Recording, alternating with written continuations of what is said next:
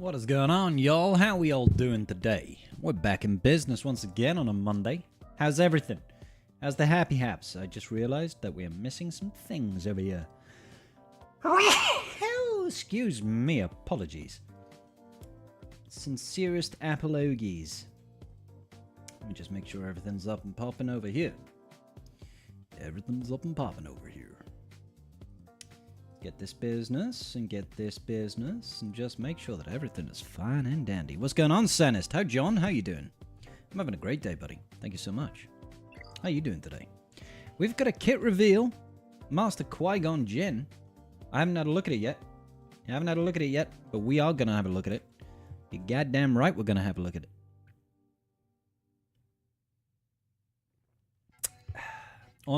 It's a holiday Monday in Canada. Canada has got a holiday. Love it. Completely slipped my mind that a kit could actually show up today. Yeah, for real. I haven't looked at it yet. I haven't seen it yet. So I'm hoping it's good. Hey, what's going on, Castro? Emmett, how you doing, buddy? Tyler La France. What's going on, Letha? How we doing today, guys? I'm kind of interested to see what not this one's all about. Obviously, like, for you, that's what you see, but right now, I mean, I could just do a little bit of this and be like, that's the wrong one. A little bit of this and be like, haha, Master Qui-Gon. I'm loving Poncho Qui-Gon over here. Looks like a badass. All the lights are off, dude. I mean, look, I could turn these lights off. It's just really bright outside. It's the window over here in the back. Just really bright. It's really rude, right? I prefer it to be dark and moody and atmospheric. You unlocked GL Layer and got her to Relic 4, but you're out of gear. That's the way, buddy. What's going on, Knight of Knee? May the poncho be with us all, indeed. Ataru, feel. Use your instincts. I'll take that bet. Cool. Right, what can we learn? He's a support, a Galactic Republic, and a Jedi. Who'd have thought it? What's going on, random? Eli, how are you? May have to whale. We are 80 pounds out of 130. So I guess we're going to have to do some roster reviews, guys. I guess we're going to have to do some roster reviews to try and get that number up a little bit. Day off work today. Congrats, brother. Viking Jedi. That is me, Asajj. I am the Viking Jedi. Quitting the game? You don't need these anymore? That's fair, Lee. That's fair, dude. What made you quit the game, dude? Sue? Hey, what's going on, Sup? Right, okay. Willing to take a risk and help empower his allies and punish his enemies. Draws the attention of the enemy by stealthing his allies if there is no decoy. So what, he leaves himself open, keeping an eye out for opportunities. He rolls a chance cube that can... I mean, this is a little bit, you know, they're taking some creative liberties here, I think, with Qui-Gon. It wasn't his dice cube, was it? It was Watto's. That can deal special damage based on his increased max health and Queen's protection. Okay. Boldly supports his allies by giving defensive capabilities with his Territory War Omicron. Okay, so far they've had Conquest Omicron, GAC Omicrons with Queenie and TW here. Nobody with TB. Nobody with TB yet. What's going on, Web? We need Watto in the game? I'll be down for Watto. Why not? Why not? We chose the name Master Qui-Gon for the unit, as that is how Obi-Wan refers to him in many scenes in The Phantom Menace, which directly led us to the name of Padawan Obi-Wan for the other half of the pair. To get through various challenges, Qui-Gon leveraged gambling as an ally. I mean, once. So he put a nod to this when he rolls the chance cube and influences the outcome. Qui-Gon, as a support for the team, felt appropriate for his time protecting the Queen rather than fighting a war for her. Poncho! Seriously, we want alternative versions of characters to have fairly distinct looks. As this was a look from The Phantom Menace, we thought all his looks are from The Phantom Menace. Plot twist. They'll stealth add Panaka to the game with TB Omi. I'd be down for it. Strategy chips. Try to maintain accuracy up to help his allies. Okay. He will assist Jedi who attack during his turn, so pairing him with another Jedi that assists frequently will maximize this number of attacks. Snips? Who else? How do we get him? He's a marquee, available on May 23rd. That's only 3 days away. That's Thursday, guys. Hey, what's going on, Wolfie? How you doing, dude?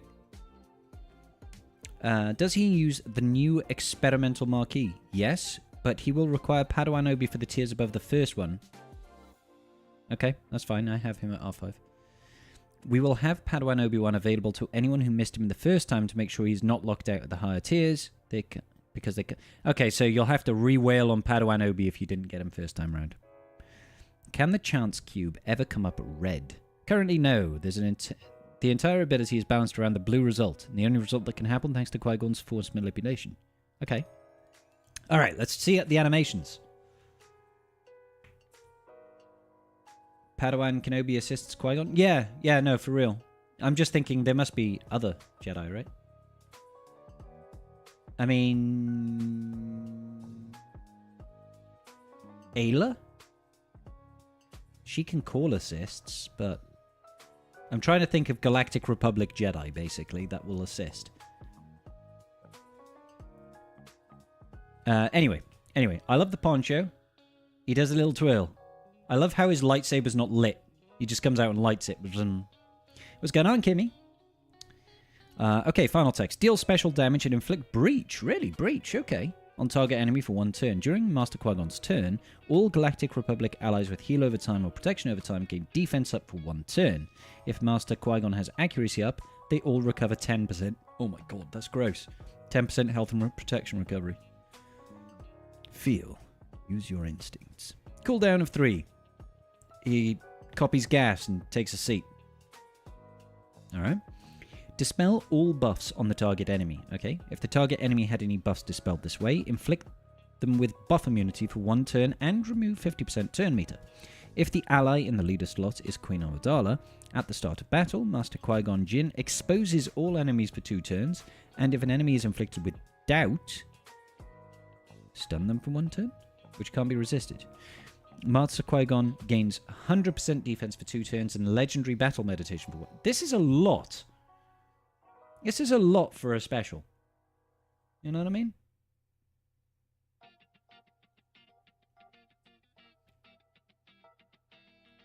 This is a lot for a special, guys. Like, already he's like, okay, I'll dispel buffs.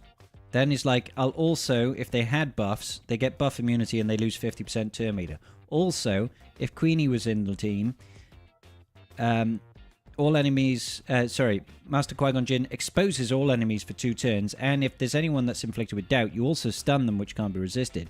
Also, Qui-Gon Jinn gains 100% defense and legendary battle meditation. Also, if no allies are taunting, all of the non-Galactic Republic, Galactic Legend, Galactic Republic allies stealth for 2 turns. Also, if an ally is taunting, all non-Galactic Legend, Galactic Republic allies get speed up. Can't be evaded. It's like, wow, alright. You're going to ship and farm both close to the raid? That makes sense. Look how big this cube is. Look at it. It's a big chunky cube. Rump. That droidica... Does that droidica look massive to anyone else? And then... Does that droidica just look enormous? Or is it that Qui-Gon Jinn is just really small? Which one is it? Is Qui-Gon Jinn really, really small, like toddler-sized, or is that droidica huge? It's the sniper droid? Is it? Massive droidica. Right, okay. Could only get that far with Obi. So if you need him at higher stars, yeah, that's alright, Foxy, you'll get it. Roll the chance. Roll a chance cube. If the result is red, no effect, but you can't get red. If the result is blue, deal special damage based on 5% of his max health, plus 2% per stack of Queen's protection, okay, to all enemies. Oh, hey. Dispel all debuffs on all Galactic Republic allies. What's the cooldown on this? 3. Okay. Master Qui-Gon gains 25% max health and protection, stacking to 100%. Alright, then. For the rest of the encounter, and ally Padawan Obi-Wan gains 30% offense for 2 turns. Ugh. Padawan Obi is gonna clap, guys. Padawan Obi is gonna hurt. Is that a cube in your pocket, or are you just pleased to see me? Yep, you know it, baby. If the ally in the leader slot is Queenie, and there are no active Handmaiden's decoy, she gains crit damage up and foresight for 2 turns. If there is a decoy, the decoy stacks 25% max health and protection for the rest of the encounter. Just for the rest of the encounter. Just becomes chunkier. Alright, cool. All Galactic Republic allies gain tenacity up for 2 turns and inflict... Oh my god. Master Qui-Gon will influence the outcome... Like, you might as well just ignore this part. Yep, you're not wrong, Rexy. He was heading a bit wimpy. Now he gets to attack under protection and gains 30% additional offense for 2 turns. Whoop whoop. Stay close to me. Zeta and Omicron. Final text. At the start... Oh, look at this. That's just without the Omi. At the start of battle, and whenever a Galactic Republic allies are stunned, they gain defense up and are immune to turn meter reduction for a turn. Alright. Whenever any other Jedi ally attacks during Master Qui-Gon's turn, he assists once per turn. Whenever Master Qui-Gon is critically hit, all Galactic Republic allies gain 30% protection up for 2 turns. Alright? All Galactic Republic attacker allies recover 10% health and gain advantage for 2 turns. And Padawan Obi-Wan gains crit damage up for 2 turns. While enemies are inflicted with tenacity down, they have minus 30% critical damage and defense. The first time any Galactic Republic, excluding summons, falls below 50% health, if the leader slot is Galactic Republic, the leader takes a bonus turn and dispels all debuffs on the leader, and all Galactic Republic allies gain 25% max. There is so much stacking stats in this team. Yeah, this is a massive essay, Mad Max. Stacks, but with that, I'm not sure, Wolfie. Not sure. It'll depend. If it's like zombie, it shouldn't. If it's like Asajj, it will. So it kind of depends, right?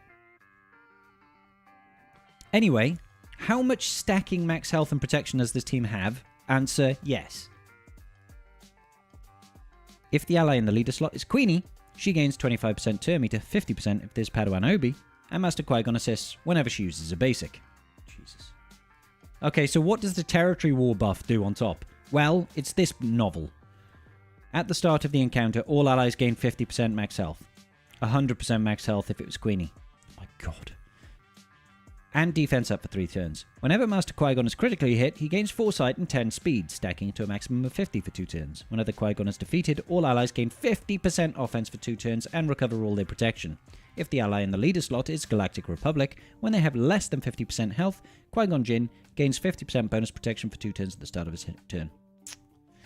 Oh, and then, if the leader in the ally slot is Queenie, whenever Galactic Republic allies attack out of turn, they deal 50% more damage, remove 25% turn meter and ability block, which can't be evaded. Whenever Master Qui-Gon gains Legendary Battle Meditation, all non-Galactic Legend tank enemies are inflicted with heal immunity and protection disruption for 1 turn, can't be dispelled, evaded, or resisted.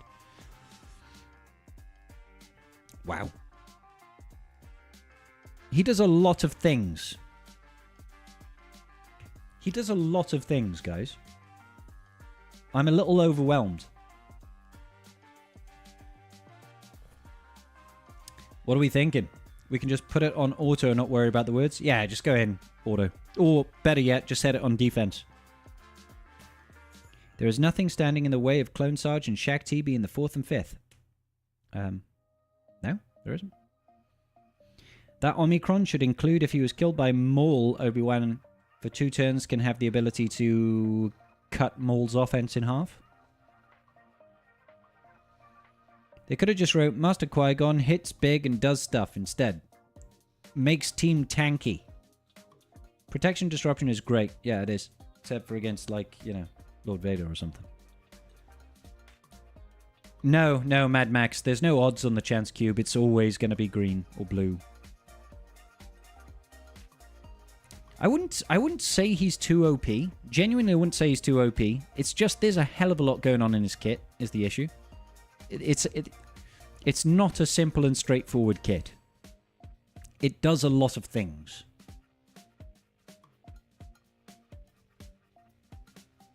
Chance Cube might get impacted by a future release. Maybe. But you can't, like, there's nothing, like, the Chance Cube is not a Chance Cube. It's just the ability does this, right? Just ignore the red. This is all that matters. Result is blue, because that's the only thing that ever happens.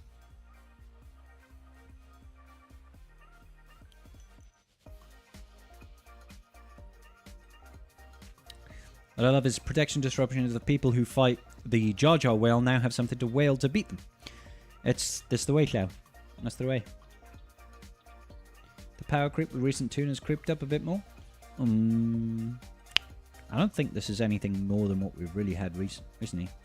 Exactly. This is a fixed animation. This is all it does. It's not like it can actually land on red. That's just the animation, guys. There is no red. Ignore the red. This is flavor text. This is fluff. It doesn't exist. They haven't coded anything for red. It can't hit red. It's not like it actually rolls a cube. It doesn't. It's like, this is what it does. I don't know why they bothered distinguishing these names. Unless they release Watto to have specific anti-Qui-Gon synergy, which wouldn't make thematic sense.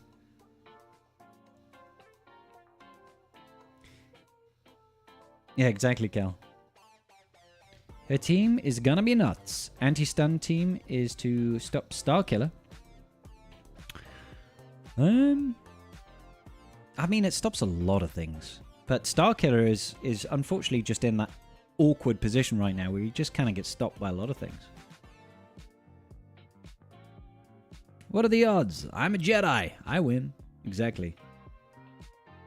Lose Gak on a literal dice roll. Yeah, exactly. You roll red, you lose 1,000 banners in Gak.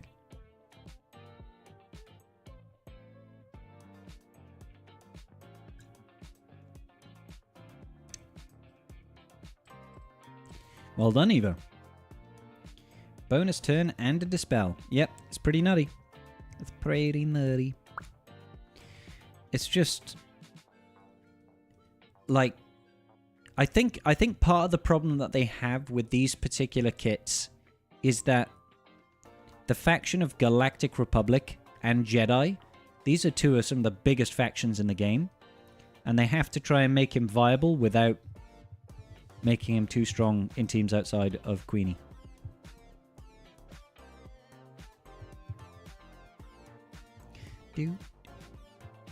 If you animate the full skill descriptions for all characters in the new Galactic Republic as a Star Wars opening credit scroller, you get a 6-hour movie. Get a 6-hour movie. Look at it go.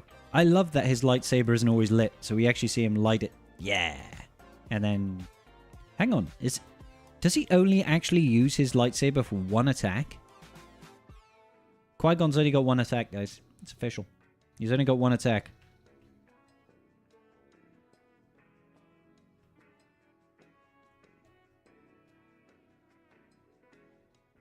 Yep. This is kind of nutty, guys. So, he's a good support. Yeah, exactly, because he's just got the one attack.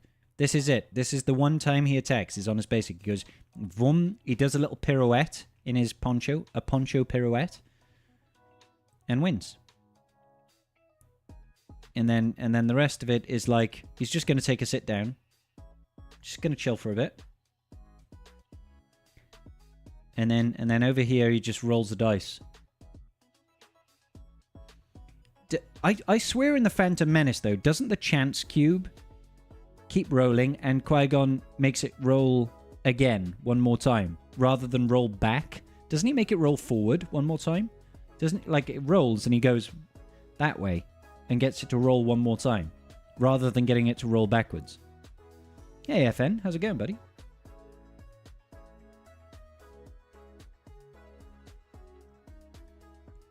Okay, so Julia says yes. Random says yes, but Brady says no. Hey, Crispy, how's it going?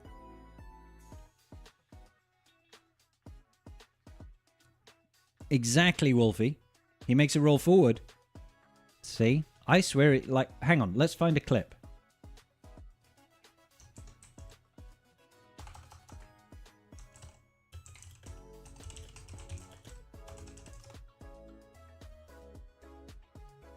Alright, hold up. Why do you think that?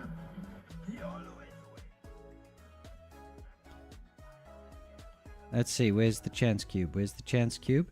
There's the chance cube. Alright, here we go. Here we go, guys. We're going to find out, for once and all, what happens. Rolls it. Yeah, he rolls it with it. He doesn't roll it back. There we go. CG is cooked, guys. They're just making stuff up at this point. They're just making stuff up. This is awful.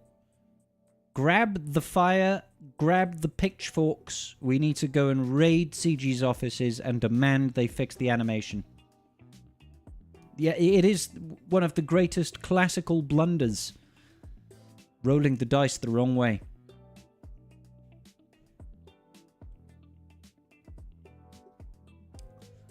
You know what I mean? We must riot. Exactly so. He rolls it right from a certain point of view. From my point of view, the Jedi are evil. If they're gonna just make stuff up, give us Darth Binks. Darth Binks doesn't exist, Sexy Rexy. He doesn't exist. Alright, I quit. This is the last straw. Indeed, Wolfie. Probably just did it to make a point of always rolling blue. Probably, Afra. You're probably absolutely right. Ladies and gentlemen, we got him. You're not wrong. Yep. It's time for a crusade. We gotta start the crusade. Yeah, but Sexy, nobody wants Darth Jar Jar. That's actually not true. Lots of Philistines want Darth Jar Jar. Send this to Meathead. I'm going to send it directly to the art department and say, you guys, I can't believe you made the choice to roll the dice the wrong way. What's going on, Bubbles? Are there roster reviews today? Don't know. No idea. What I do need to do is climb in fleet. I know that much is true. Hold up. I mean, we might need to raise some money because we're only at 80 out of 130. Normally it's tomorrow is roster review day. You want... Running Bald Man, get out of here. If Scribe does roster reviews, that would be nice. God, what are you guys doing to me? My game sounds loud. You got to turn it down, don't you know? Oh, did he really just dodge? That is incredibly rude and inconsiderate. I've lost my speed advantage. Should First Order officer be faster than Hux on a slacker team? Yeah.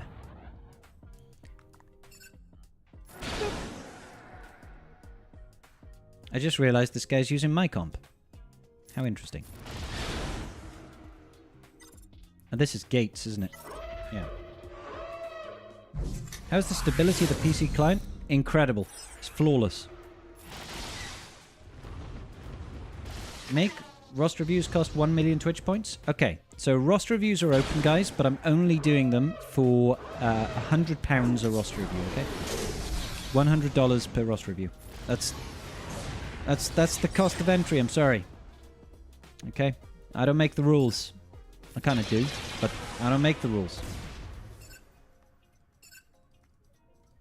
If the chance cube rolls blue, Scribe does roster reviews. I think you'll find, Mr. Ronnie Rodo, that if the chance cube rolls red, I'll do some roster reviews, okay? I promise you. Promise you. Do you really, so? Congrats, dude.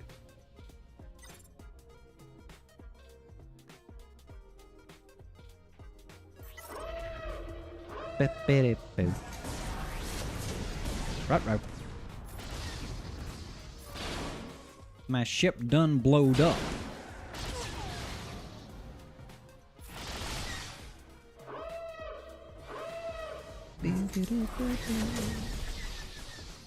I think we're gonna lose because I wasn't concentrated. Oh, thank you, Bald Man. Coming in with the $4 for the Jar Jar Fund. My guy. Thank you so much, dude. That's so kind of you.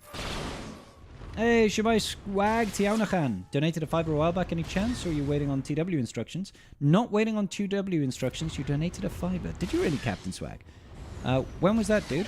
Can you DM me with some details? And we shall look into it, as it were. I apologize if we didn't get around to you. I'm very sorry. That's not typical. Usually, new sign up unless he missed a priority. You have to leave before. Yeah, that's usually how it goes. What am I doing? I'm trying to win fleet. Probably should have hit that dude. I'm sure we can auto it from here because we have the field advantage and the capital ship advantage. Alright. Yeah. Yeah, sorry, Swag, dude. Yeah, give me some deets and I'll check it out. Do or do not. Give it a try. Indeed.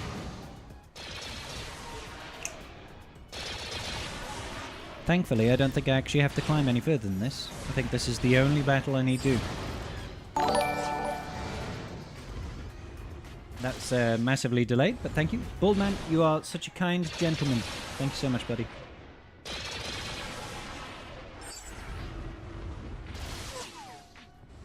I'm going to turn on my aircon for a bit because it's getting warm in here. And I do apologize if it impacts the audio. I'm sorry.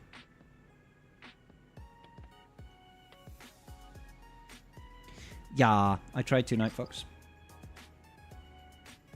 Nice, Dino. I'm actually really broke as far as signal data is concerned. Because what I've done is I recently took Padawan Obi-Wan to Relic 7. And I also took all the Gungans to Relic 7, apart from Jar Jar who went to Relic 9. And I need to get these guys to Relic 8. But technically speaking, I do have time, right? I've got time before the raid kicks off to get these guys to Relic 8. So really, I should probably earmark a bunch of signal data for Queen Amidala to get her to Relic 7.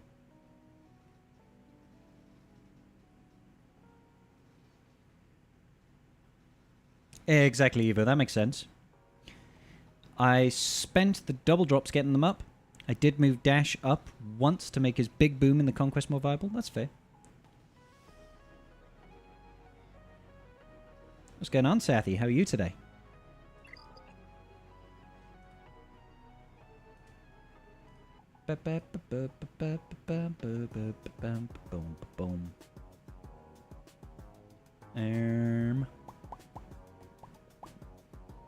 Just double checking. Just double chickity check before you rickety wreck. You're doing peachy? Good. Good. Have you seen the new Qui-Gon kit there, Sathy?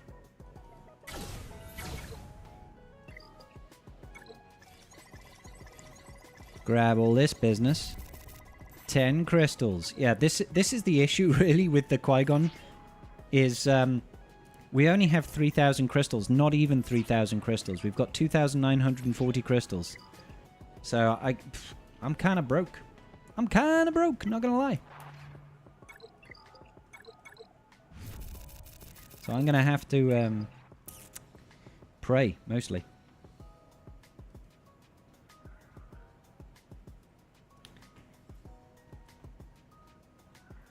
The team will be incomplete for a few months, but that will give me time to gear up Ben solo. That's fair, Dino. Hey, One Prad, how you doing, buddy? Good to see you. New DC set is Screw Me Over Phasmacron, then rerolled, still no Slackacron. What the CG? You'll get it, buddy. Quite not spectacular. It's going to be awesome, Sathy. Besides Drogon and R2, who do you like as the 4th and 5th for a Leia team? Usually you want to have a tank. So if you've got Baze, you can use Baze. If not, you can use Ben. Couple of other people you can use. Excuse me. I'm so boring, right? You can use people like Scarif Rebel Pathfinder. You can use stuff like Mon Mothma. You can use stuff like other people and things. Right? I tend to use Old Ben and then +1. You can throw in the likes of Captain Rex even. Obviously, that does require a sacrifice on your Phoenix team and that sort of thing, but there's a few things that can work. How far do you think Queen Amidala Portman is going when you unlock her? When I unlock her, I'm going to try and...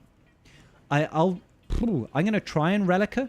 The only issue is, of course, with this essentially Qui-Gon Jinn, Master Qui-Gon, is going to unlock at about the same time as her for a Relic 7. And I've just taken up Padawan Obi-Wan, so I don't think I'm going to have the gear for both. I'm pretty sure right now I've got all the gear for Queenie. I'm pretty sure I've got all the gear for Queenie right now. So, if we go to Hot Utils, I just want to double check over here.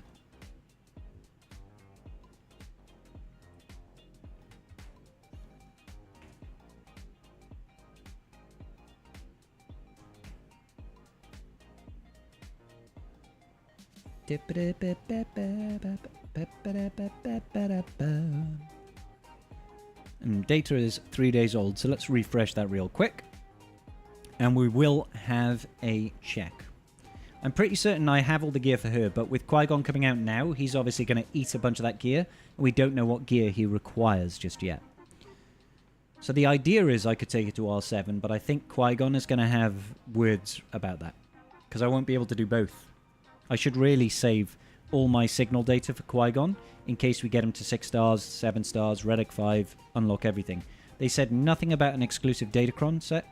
So, yeah. So right now, I've got all the gear for Queen Amidala. So if I just drop this, you'll see over here, I have everything I need to take Queen Amidala to relics. Not to Relic 7 because I don't have signal data. That's fine. Ignore that. That will take me a while. That will take me a while. That will take me a while. That's nothing to worry about, and that's nothing to worry about. So, like, I could probably take it a Relic 5 easily. Relic 7 will probably be a push, but obviously Master Qui-Gon is going to take priority just because of the way that these new marquees work. So, I don't know if I have the gear for Master Qui-Gon. Do. Roll a chance cube for a 330. Here's hoping. The signal data poorhouse as well doing the stab thing. Stab killed my signal data gains. You think Queen and Obi-Wan will do great with just those two as a team? What, no Padawan? Oh, sorry, Queenie and Padawan Obi-Wan without Master Qui-Gon. Potentially. You bought all 10 wiring packs today and 5 carbonite circuit board packs, 7k crystals left over. I didn't even realize those packs were back in the game. I didn't even realize those packs were back in the game. I could really do with the carbonite circuit board packs, but we're broke right now. Well, I've got 2,000 crystals. Thanks to Padawan Obi-Wan. You just finished farming Tarples, working on signal data to take step to R7. Nice. Night-night. You off to bed, are you, Sathi? Good night, buddy. The 5th will be Eth Koth for Padme. No. Just realized that Chase doesn't have a level 8 on either of their uniques. Ah, didn't even realize. What am I using to counter JMK with Padawan Obi-Wan and Lord Vader with Revacron? I've not fought either Hevorius, so I don't know yet.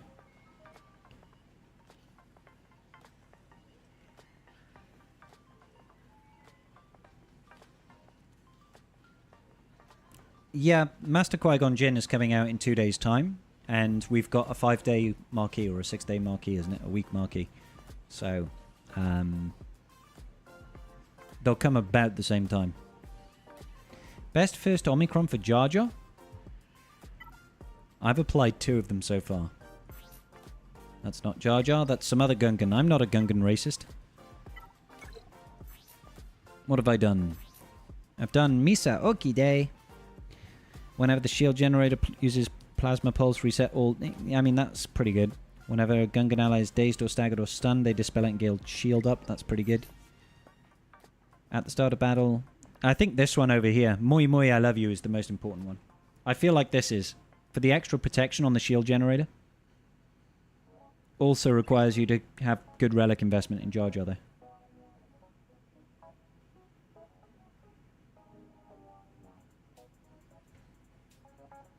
Karth told me on Thursday that they were coming back on the 20th, so I've been patiently waiting. Aha.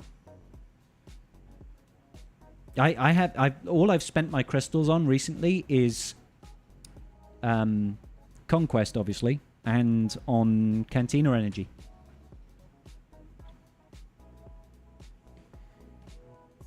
Yeah, they've just dropped now, have they? Yeah, I can't afford them right now. So, I mean, I could. 5,000. Well, you can buy 10 of them, can't you? Purchase limit of 10, so that would be 5,000 crystals.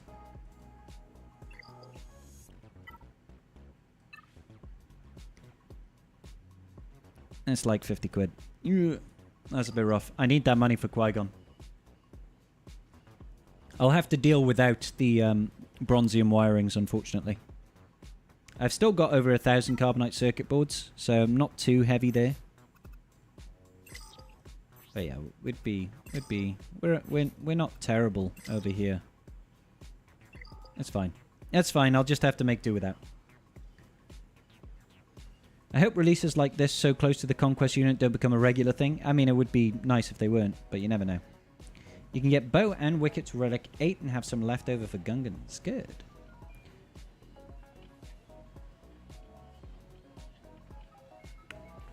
Pulled the 300 for circuit boards. That's nice, Rob.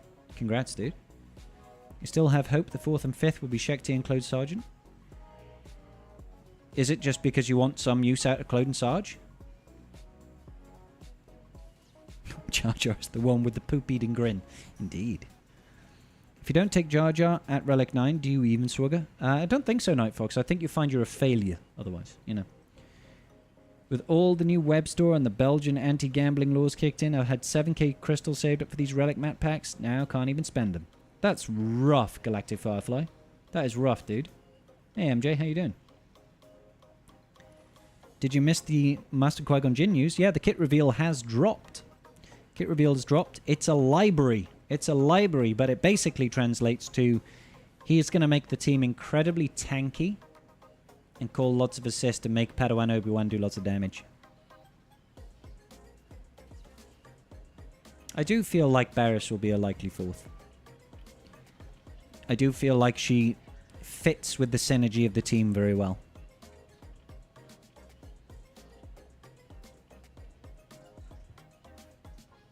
He does indeed, Klogot. Karth also talked about using Clone Sarge. There's always a bigger Kit Fisto. Rip Lumi. Are you calling Lumi a hybrid? Are you calling Lumi a hybrid? How rude. Oh, I have a direct message.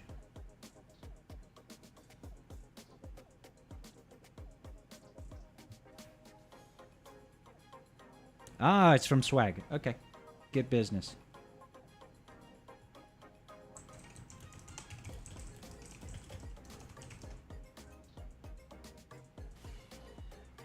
I don't have Swag still in the old chatteroo.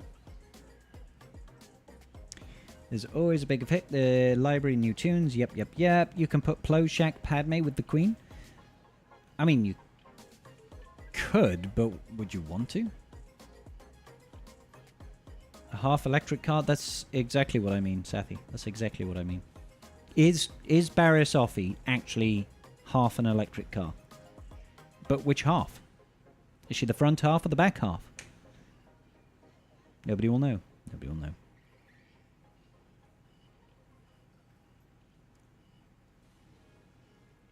Or you can go the tank route with Plo. If you can classify... Plo is a tank in name only. In tag only. No worries, Swag. We'll get to you in a second, dude. Just hang around in the chat, buddy. Or want to be a Ahsoka route? Actually, Swag, can you fill out the form? Can you fill? I don't know if you're still in my Discord. Can you go over to the form for roster reviews and fill that out for me, buddy? So I can get some info on you. Just makes my life easier. He should be left out in the open because mechanics, right? Yeah, mechanics and things. The top half of the car. What, like the roof? The windscreen? The windscreen wipers?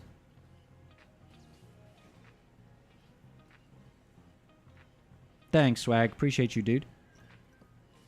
Unless you throw Plo with Starkiller? Yeah, that can happen. He's not really a tank. No. He's not really a tank. He has got some useful abilities, though.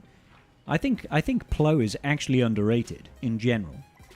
Like, my issue with Plo is that, you know, I geared him back in the old negotiator meta, and I took him as far as was necessary, and then I just left him because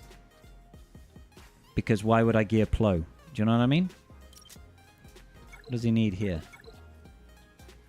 I mean, I'm about to gear some people. I don't really fancy throwing stuff on this dude. I don't really fancy wasting my gear on Ploey.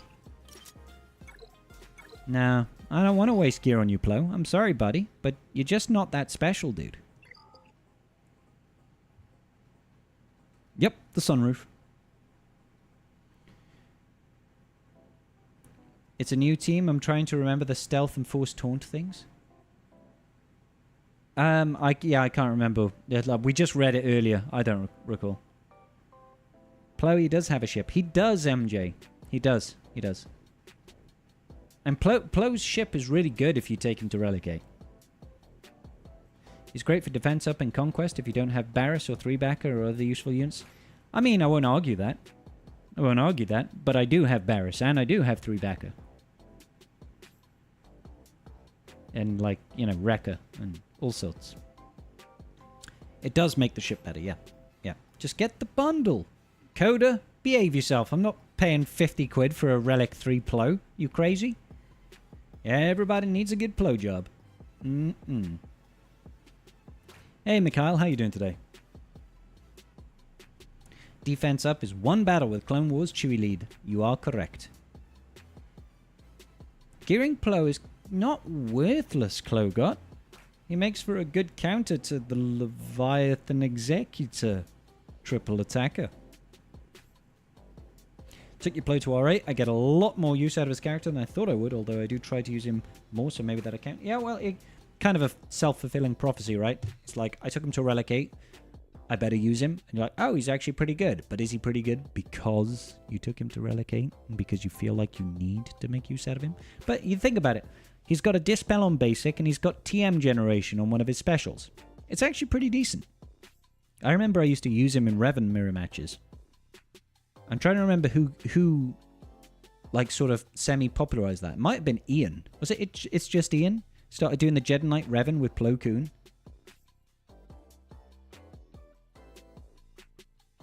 No R9 Plo? Whale now! Indeed, Safi.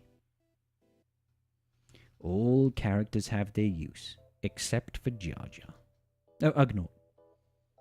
If you fight Exec with Negotiator, you can also get your Marauder pilots to Relic 8, get the same result as getting Plo to R8. Is that right, Klogot? I thought Marauder pilots to R8 messed up the turn order. He did indeed, Amy. If it isn't my bald brother, I am relatively bald. It's an easy mistake to make, Ash. Don't worry, brother.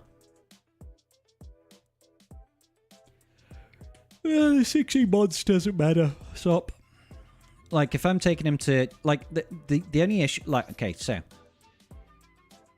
It doesn't make any material difference to me right now if he's got 6E mods and Gear 12 or if he's Gear 11 with trash mods. So why do it? Is he good? Yeah, he looks pretty good. Looks like he's going to be a right pain. Amagundai and Eathkoth are very useful. No! They're not! They're terrible! Get more from YouTube. I do actually get more from YouTube. But I want you guys to watch on whatever platform you guys enjoy watching on. I do not want you guys switching for the sake of switching. I want you guys to just enjoy yourselves. Yeah, for real, One Pratt, genuinely no hair on top of my head. There's some hair on my chinny chin chin. But on top of my head, that's a big no-no. You're a hero, Ash. I enjoy watching you on the toaster. Are you one of those weird guys that has got internet-connected toasters? Night Fox, you're a dark horse. You Plo at R3 right now, did not need more than that to tank for the Starkiller team, and that helps the ship for the Negotiator fleet. That's fair, yeah.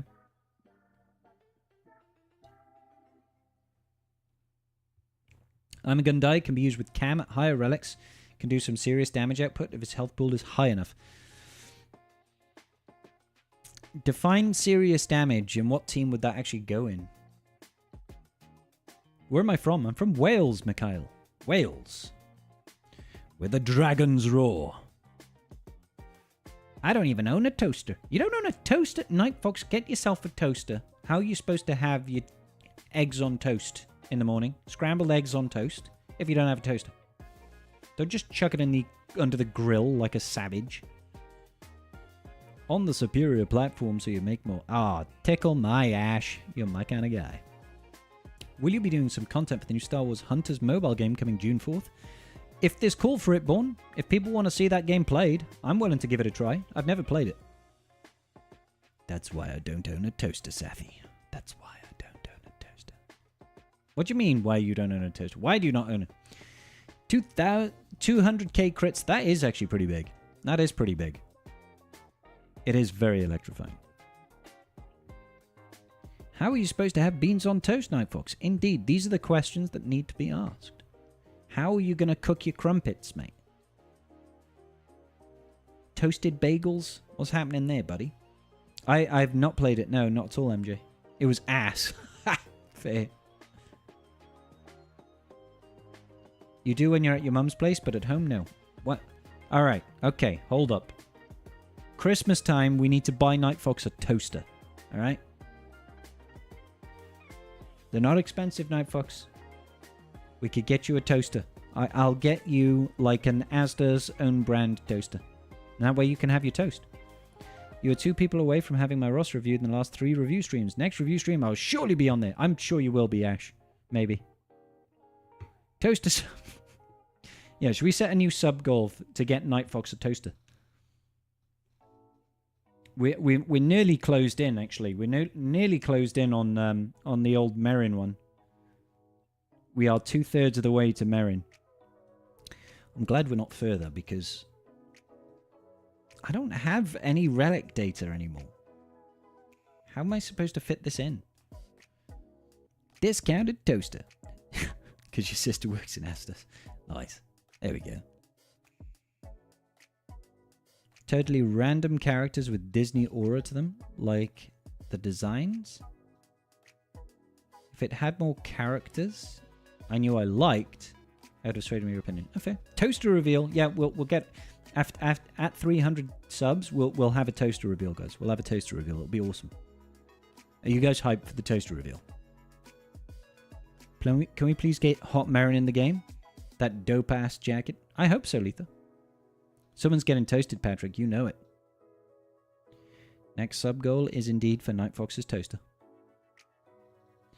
I could use a toaster. Model 6. I see.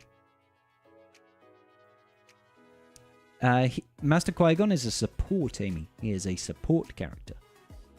And he feels quite like a support. Do we need another Merrin? Can we afford to not have another Merrin is the real question you should be asking, MJ. Where would she go? Unaligned Force users.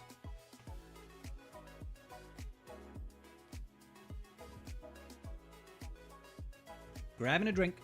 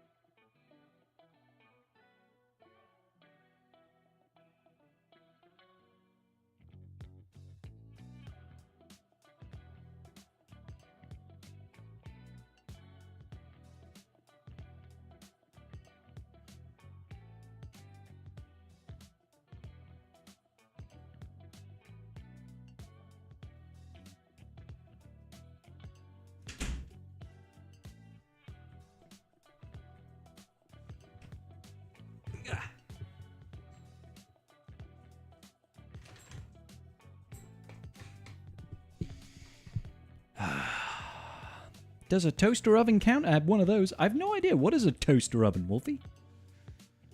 We definitely need goth girlfriend Marin. Yep, let's do it, Chaz. French bread pizzas were made for toaster ovens. Good.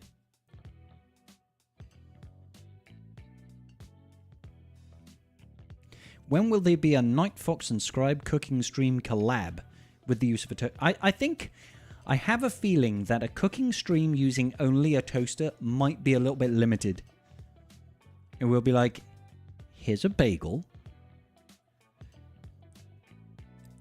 Here's some bread. Here's a crumpet. Here's a muffin. It's all just kind of bread-based stuff. Pita. Toaster pita bread inside a toast. You know what I mean? It's a little bit limited. You missed the squeaky door. Everyone go watch the fourth WD-40 short. Indeed, Rob. It's a little portable oven. Oh. Yeah, I think they had them quite a lot in Spain, actually. Real question. I was 2 people away from... Yes, no, we had that. We had that question. I saw you ask that question. It's like a tiny countertop oven. Yep. It toasts things and ovens things. Yep. There's no limits. It still can cook something. I mean, yeah. But I'm not like gonna put a spoon of yogurt in there or something. Amy. It was interesting. What level should you take Lovely Bane to on unlock? Currently ready for R5. Not sure where to stop. R7 minimum 1 prep. You could probably get some use out of him at R5. You could probably get use out of him. He's still amazing, right? But if you want that dependability, that reliability for him to actually not die, R7 is kind of the minimum stopping right. Toaster oven is a small electric oven that can also toast. It usually toasts worse than a toaster, but you can toast things other than bread. Chaz. That's a definitive answer right there.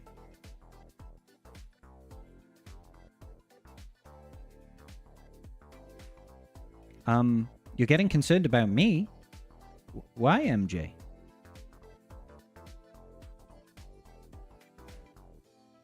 Toasters make the best bath bombs. That's dark, Lesser. That's dark, dude. Now, R9 is overkill, one Brad. Don't go there. Toaster pasta sauce included. Yep. The dark side of the toaster is a pathway that many abilities... The dark side of the toaster is a pathway to many abilities some would consider to be unnatural. Not from a Jedi. That's our moment for the evening. No Bane should be level 69, not Relic 7. Amy, get out of here with that trash. Air fryers are the best. I've never had one. I've been tempted. Oh, it was towards Nightbot. Yeah, he's fine. Cook a fork in a toaster. Don't try to cook a fork in the toaster. Scribe is Palpatine confirmed? No. Palpatine has hair. As someone who owns an air fryer, go deep fried. The thing is I think many people who go air fryer do so for their health benefits of not having to deep fry, MJ. Darth Scribe. I try, Patrick. A lady I know makes chicken wings in an air fryer. They're amazing. Oh, well, there you go then. See? You don't need a deep fryer. Take Bodhi Rook to R20. I'm working on it as we speak, actually, Amy. I'm actually working on it as we speak. I mean, it's early days. It's early days at the moment, but we're getting there. We're getting, like... I'd say we're pretty close. I'd say we're pretty close so far.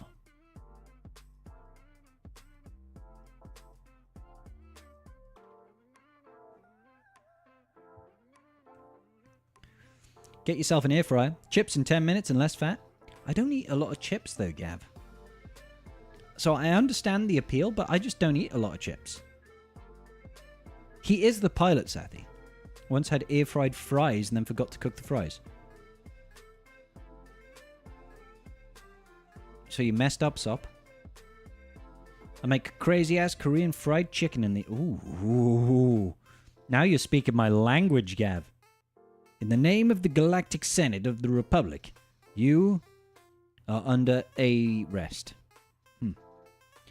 I like Alton Brown's version of the air fryer. I got like 20 high-power heat guns from the hardware store and cooked it up to a giant churning basket. What? I'm not upgrading Bodhi Rook, guys. Are you crazy? Wait a minute. Bodhi to R20 before Plo? Boo. I mean, we're working on Bodhi in the long haul sense, as in real long term. Okay, this is what I'm willing to do for you guys this evening. All right, we're gonna start working on Bodhi Rook to R9. We're starting today. Okay, this is it. We are one step closer. We're one step closer to that R10 Bodhi. All right, we'll get there eventually.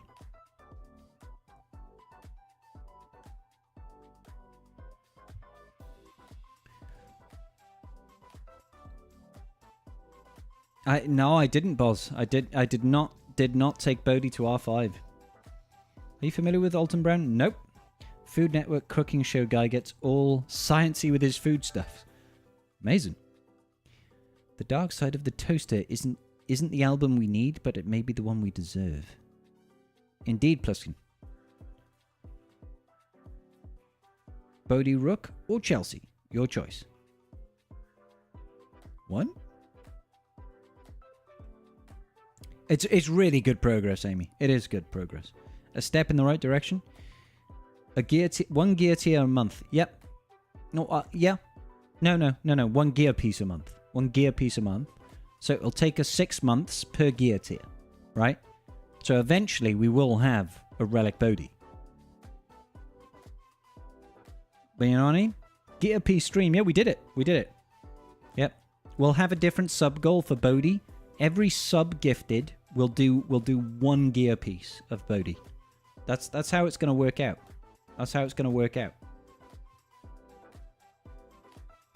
And I think that will be a valid endeavor. Hold up. Ba-ba-da-ba-dum. Ba-dum-ba-da-ba-da-ba-da-ba-dum.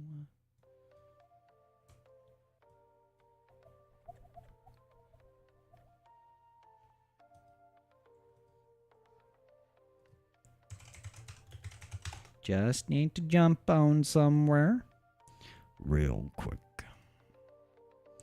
Skittish tunes, real skittish.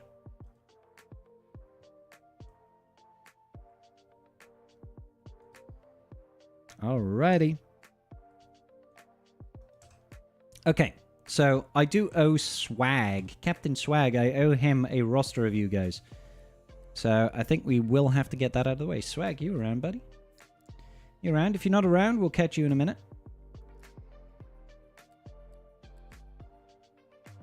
So 100 subs would be 100 bits of gear. Yeah.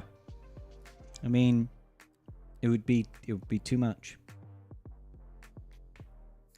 Karth, we need your wallet now. Anatolia's nose says no. R10 Bodhi, Serpentor, no. Wanted to thank you for your Datacron farming guide. It helps you all. Hey, good stuff, Pliskin. Good stuff. Okay, good business. All right. So I apparently missed a premium review off Captain Swag, like 3 months ago. So that's totally my bad. I do apologize. Let's get your roster up. Yep, 74 266 2751.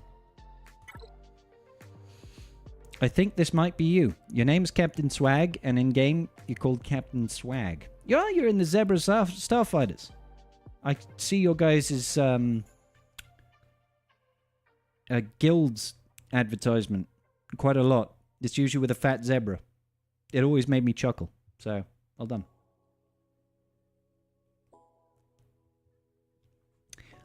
One Pratt, to be fair, buddy, it has to be specifically for that purpose, okay? It can't also count towards Merrin. That would be rude.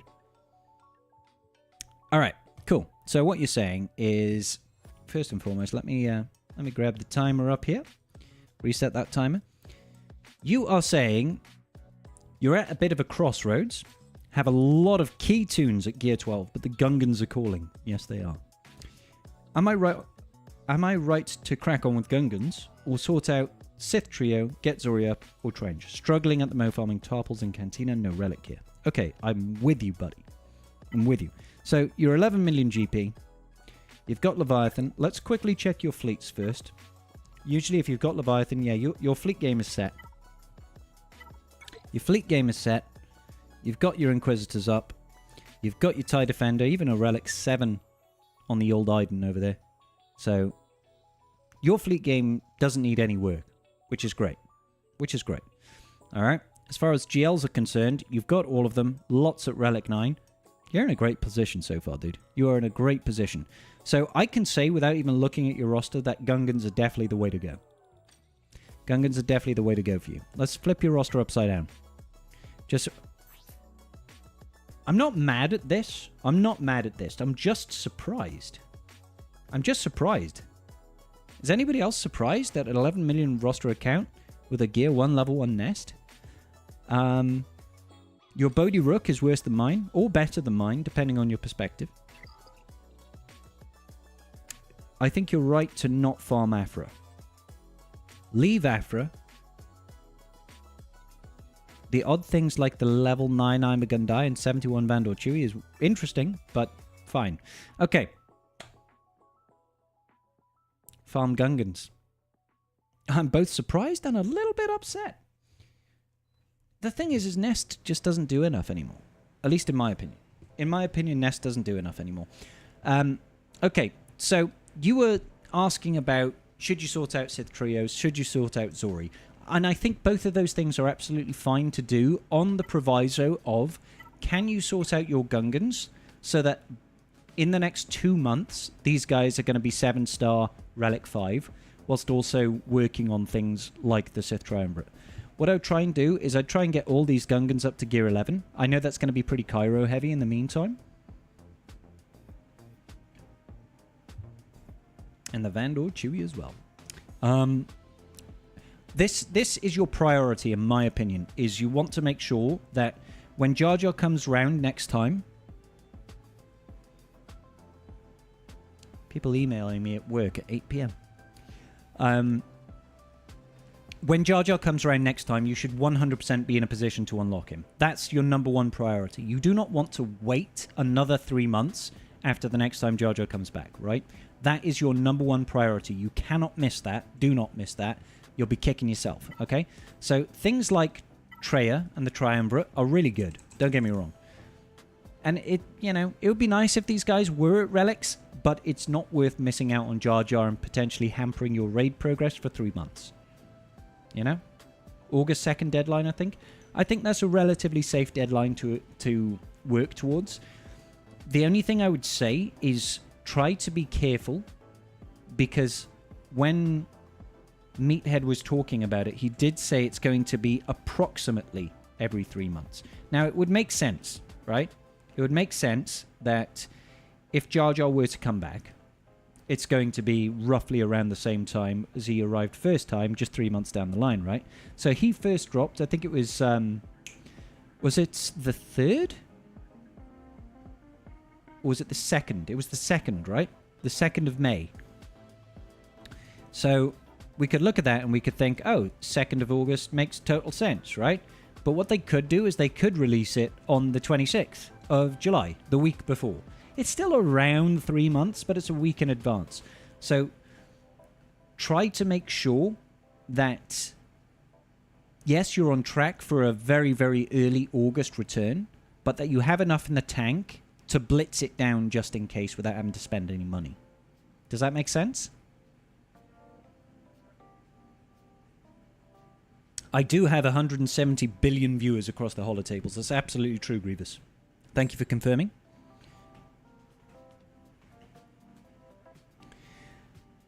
That's your primary concern, because like Treya, absolutely fine. Obviously, the likes of Zori, really, really good character.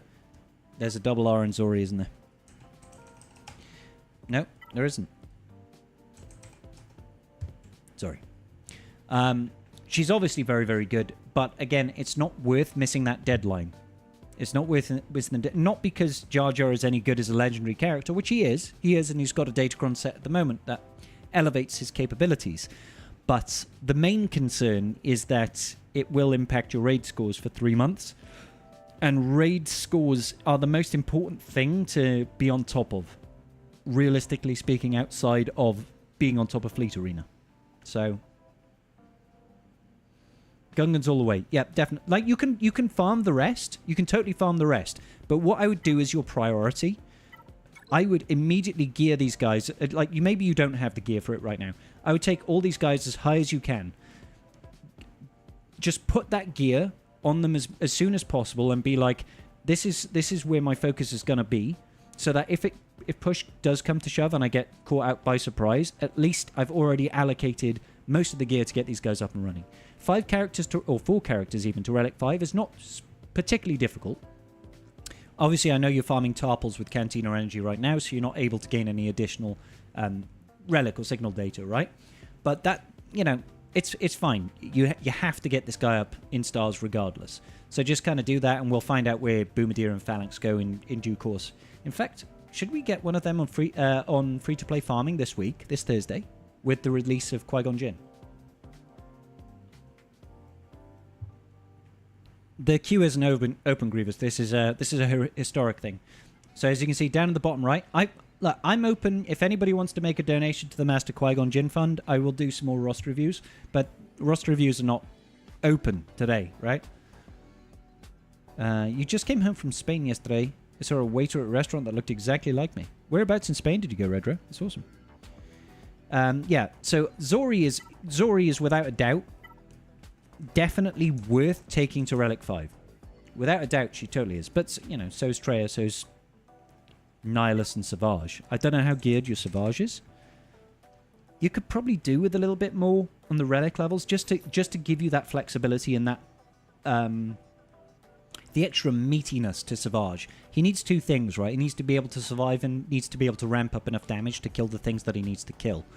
So more Relic levels just mean he's got that extra stat bulk, but it's just not your priority. Your roster's in a really, really good position, I'll be honest, man.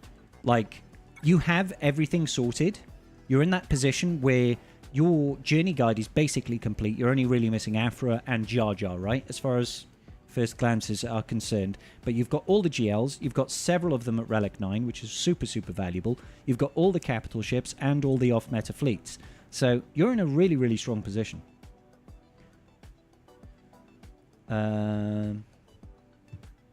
424 box at the moment, enjoying the rewards. May 30th, I think?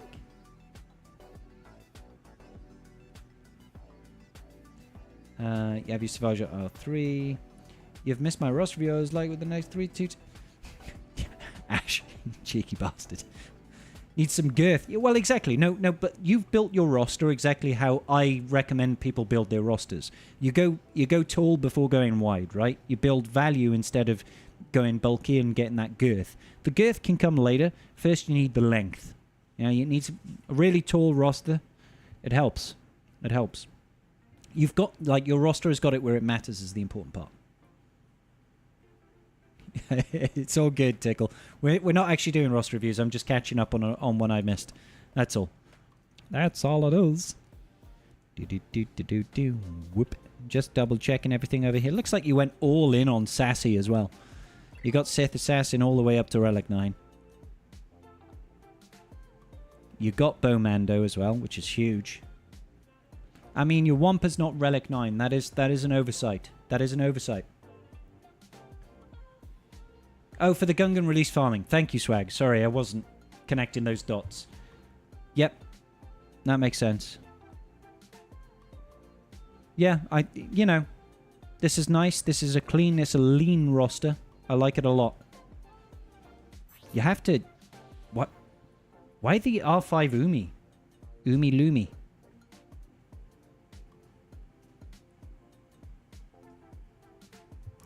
It still has value though, Swag. It's not like... I was one of the guys that was like, I'm never going to R9 my SAS. I'm just not doing it. And, you know, after that, I found the triple attacker lineup.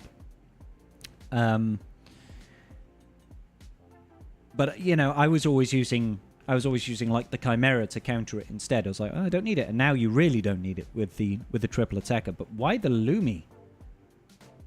You ruled it. Oh, okay. You got a Lumi DC. All right, fair enough. I think I actually have that, and I haven't even looked at it. I was like, I saw it. I was like, well, I guess I'm not using that. If she's defeated, she gets revived, gains prot 75% for 2 turns, and takes a bonus turn. I mean, it's all right. It's all right. You've got good Datacron farming as well. Check you out, brother. 1, 2, 3, 4, 5, 6, 7, 8, 9, 10. I think you're actually doing better than me on Datacrons right now. You got 10 level 9s. I think you got more Datacrons than me. Let me actually have a look. Because I realize we're out of time, but... 1, 2, 3, 4, 5, 6, 7, 8, 9. Yeah, you have more level 9 crons. Wow. And I did all the hundreds. It might be. It might be Captain Swag. Who knows? But, yeah, good job, dude. How much... you're doing the 200s. Okay, that makes sense. That makes sense. I was like, if you've got 10, and I know I've been farming the level 4 node, more or less, exclusively for the last 4 days, 5 days, something like that. And you've got one more level 9, and one of mine is Padawan Obi-Wan's. I was like, you must be doing the 200s. You've got 12 level 9s, Robbie. Oh my god. God damn. God damn. Yeah, and so any questions then, Swag? I think you're in a really, really solid spot, dude. Really solid spot. What's this? Fleet Arena rewards. Good. I need those crystals. Turn that off. All bulk level 3s. I think most of mine are bulk level 3s. Let's have a look. Yeah, 1 bulk. 2 bulk. Nope. 3 bulk.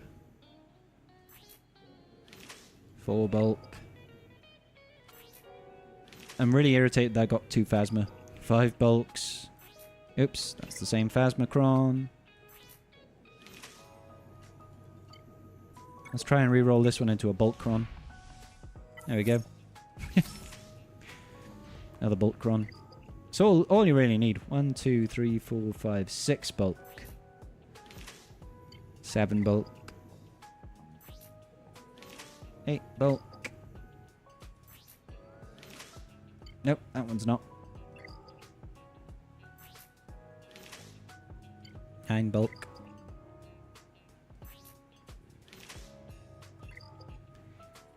Maybe do we have 10? No. We've got 9. 9 at the moment. Trying to do the Karth Jr. thing. Yeah. Dim problem, Swaggerhan. You got a really good roster, dude. Really, really solid roster, man. Good work, dude. Yeah, as much as I'd like to, I can't stretch to the 200s on Conquest just yet. I just can't. Not with everything coming out. I'll just have to make do without. Yep, definitely Gungans. Definitely Gungans. All the way, full send, 100%. Gungaroos. And then you can work on the other... Like, you know, if you finish up the Gungans early, then you finish them up early. You probably won't because of how the farming will line up, but at least you'll have everything sorted. Everything sorted, you'll be in a position then to jump into the raid full swing straight away, which is what you want. Definitely what you want. Come on. Oh. I have such an itchy eye. It's the eye of the tiger. It's the key to the fight. Rising up to the challenge of our rival. Hey, what's going on, Art? How you doing today, buddy? Good to see you, my man. Good to see you. Yeah, right. Let's just build up the old stasharoo of relic stuff. I'll probably need some more impulse detectors. Let's just keep buying them. Let's just spend it all on these top-end ones. Iridium heat sinks aren't too bad. And now I want to get anything that I don't have ready for a full gear piece.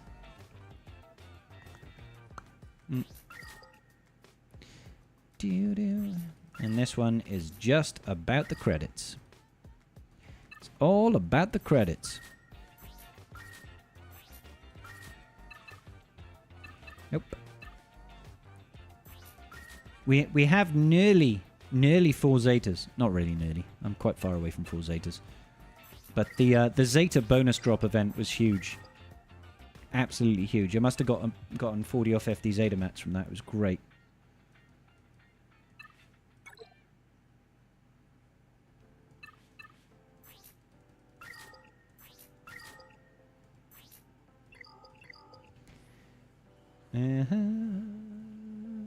Focused farming.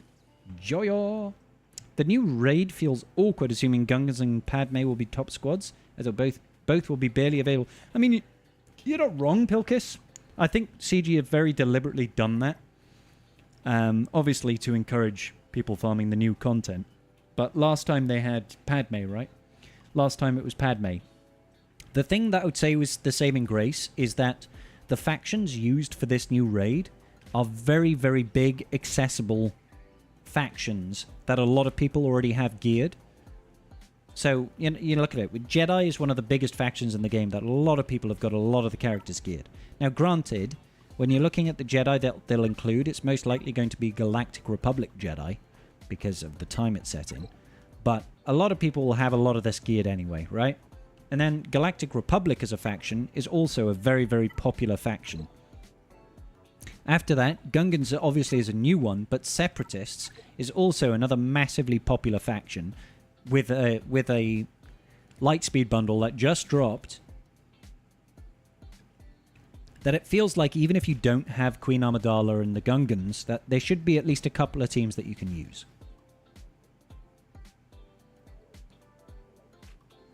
The worst part of this conquest is the Sector 4 boss. Stanislav, you think? Is that the mall? Is that mall? I can't remember. Because I've deliberately not worked on my conquest because I've just been farming Datacron stuff. So I've been on Sector 4 since like day 2. I've just been farming this node and the Sector 3 node, basically. Because I want Datacrons. How does Jar Jar do for this terrible swag? No slacker in the new raid, I know, right? It's okay, so to clarify, Gungans don't do terribly here. The problem with this is the time limit. And they just don't do enough damage. They don't do enough damage. So, like, you can see I only one-starred it. I did that with Boss Nass and the Gungans because it was too slow. It was way too slow. You survive, but there's a lot of AoE damage and they eventually take down the shield generator and then you fall to pot, basically. So it's not an ideal team to use for this.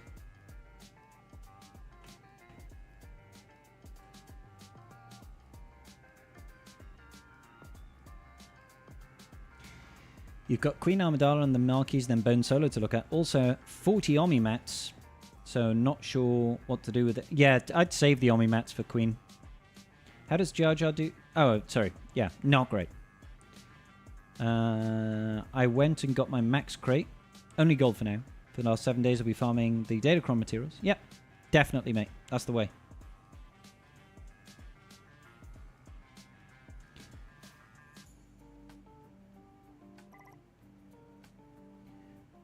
The mall? Yeah, the mall just requires a particular approach. They don't AoE. No, but they do lots of damage, though. And they clear through your taunts very, very quickly. Do you think there's a new raid preview? Or we get something different? Genuinely, I think that what we'll get will be more in line with what the Jar Jar event was, rather than Sector 3 boss. I realised I'm going to be 4 shards short of unlocking Padme. Really, Oxlane? How did that work out? Nice, Cammy.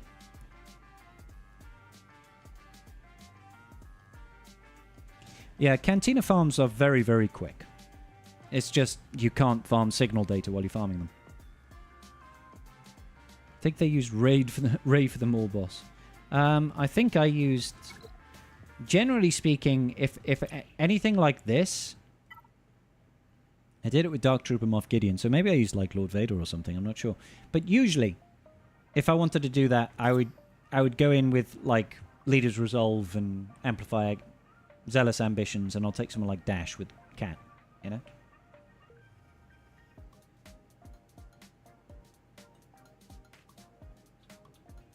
That's the way, Ash. The tier with Newt is hard without Zetas. Yeah, I had all the Zetas. I just went in with all the Zetas. When in doubt, dash it out. That's the way. Oh, you didn't buy the extra ones. Ah, I see. I see. Cantina farms that are not named Stap are fast. Oh, Stap was brutal, mate. I've got triple the viewers on YouTube. Do we really? How many people are on YouTube right now? 151 in YouTube. That's not too shabby. Not too shabby.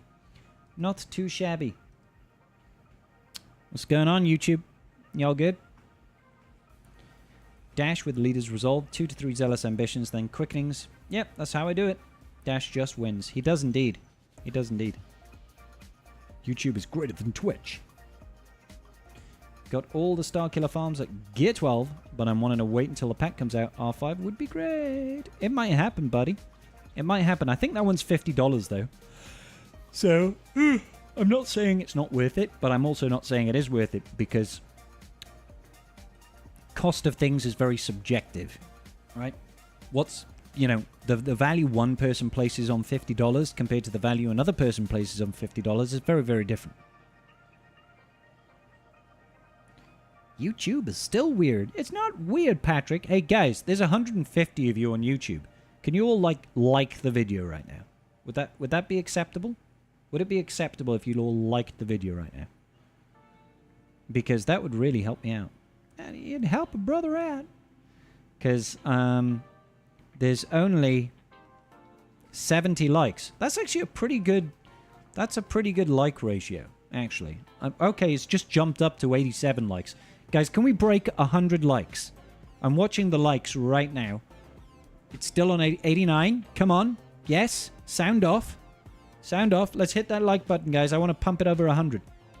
For no other reason than it's satisfying. 94. Come on, guys. 6 more. We just need 6 more likes on YouTube. Everybody in Twitch, jump over onto YouTube and like... 101. We did it. We did it. God, that was really quick, guys. That was really quick. Damn. Damn, good job, guys. I'm proud of you.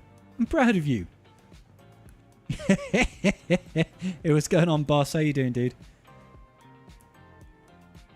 Pause for signal data for Bo because of Mandalore. Then Tarpals need to go back and finish. Yeah, it's painful, right? Cost is different from value. I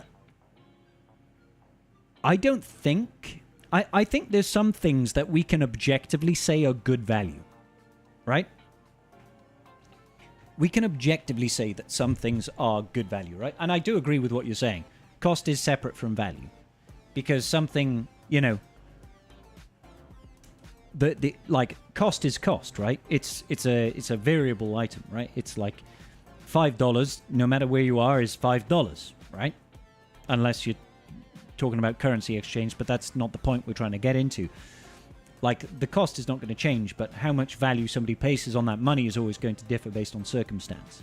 So, totally agree with you. Thank you, Womp. My like is deployed. Oh, you guys are awesome. Always bald, my lord. As long as I don't do a dance like Star Wars did. Does Nooch dance when people hit a certain like threshold? I was promised. I promised nobody any dancing. I said nothing about dancing. Hey, Arkan, how you doing today, buddy? I'm doing my part. Thank you, guys. Whitey's like, yep, I've disliked the video just because you asked. Dash plus what with initial frenzy tech and max tickets? Yeah, you're not wrong, Dino. $10 GL is value? Definitely. Instructions unclear. Dislike the video. Night Fox, damn it!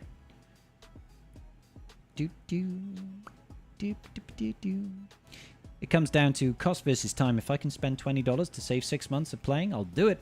I play the game daily. I can go on to newer things. That's fair, Ash. That's fair, dude. But you promise press-ups. Only sometimes one pret. No lap dances. No lap dances today, guys. I'm sorry. Lap dances are officially off the table. What about the Princess Leia dancing clip? I mean, well, that's a clip, though. That's a clip. I think that's when people donate 50 biddies? 69 biddies. I think it's 69 biddies on Twitch. That one pops up. So that's not really the same as me promising stuff. That's just a cursed clip. It's cursed. I'm doing great, Arcan. I'm doing real good, buddy. Thank you for asking. We're just chilling, vibing. Vibing.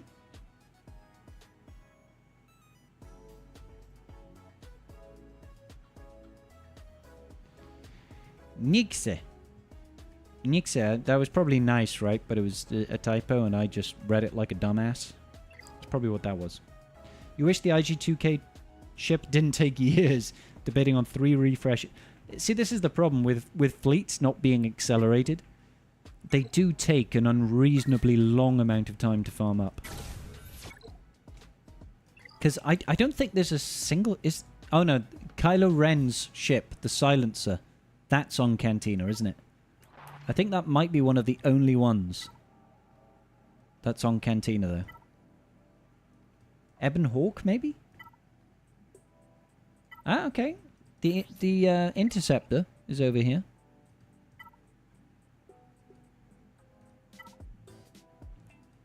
Just checking. Ah, the BTLB Y-Wing. Oh, no, that's the Comeuppance. Ignore me. The Comeuppance. Same ship, different ship, though. Alrighty. And this one's got TIE Silencer. I love that they did crew with the TIE Silencer on the same node, but this is now accelerated, so you finish crew in half the time. Ebon Hawk is on the last page. Did I miss it? Is it over here on Karth's node? Yeah, there we go. Yeah, so there aren't many fleets, many ships on Cantina, which means all of them are hard nodes, basically. Very unreasonable. You've relic 3 people in the time for 2 ships. Nice. It's awful, isn't it?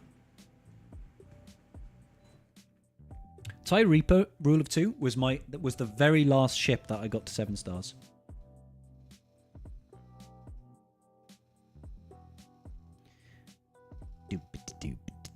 It is indeed Arcan. Don't worry, I could understand it.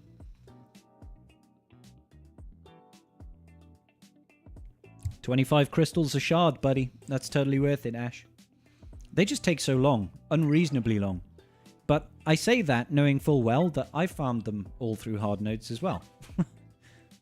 You know? I think I'm actually done on every single fleet. Every single ship is at 7 stars. Yeah, they're all at 7 stars. The TIE Reaper was only favorited because I needed to finish him off. Look at my poor Shore Trooper as well. Look at poor Shelly the Shore Trooper over here with Gear 8. Gear 8 Shelly the Shore Trooper. I remember doing a galactic challenge with a Gear 3 Shore Trooper. And we red boxed. It was great. And Shore Trooper was the pivotal part of that because it pre-taunted. I think.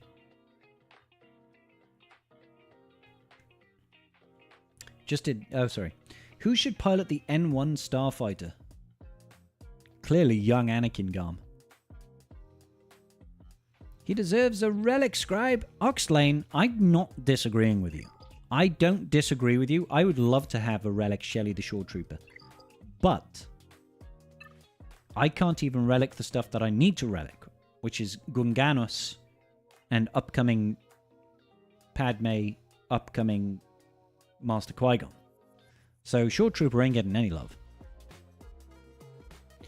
Weird thing about farming fleet is that fleet energy is not counted towards the daily 6. I know, right, Stanislav? It's annoying, that is. Kicked out of top 50 fleet arena. Now I need to climb up. This is true, Arcan. You got to get number 1 every day. Every single day, number 1. This is the way. This is the quay.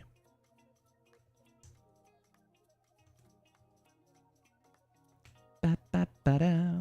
Yeah, it's very important to be number 1 in fleet. Number 1! Because number 1 in fleet gives you 400 crystals a day.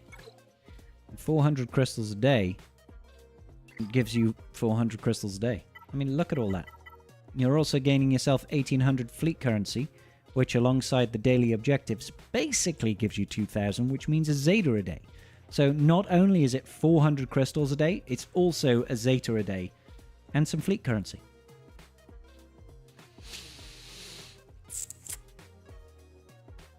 It could be Oxlane, but I think CG have obviously, because it's been a long time now since that's been a thing, I think CG have just accepted it as a good thing because it forces people to at least spend 50 crystals refreshing normal energy just to hit their 600 tickets.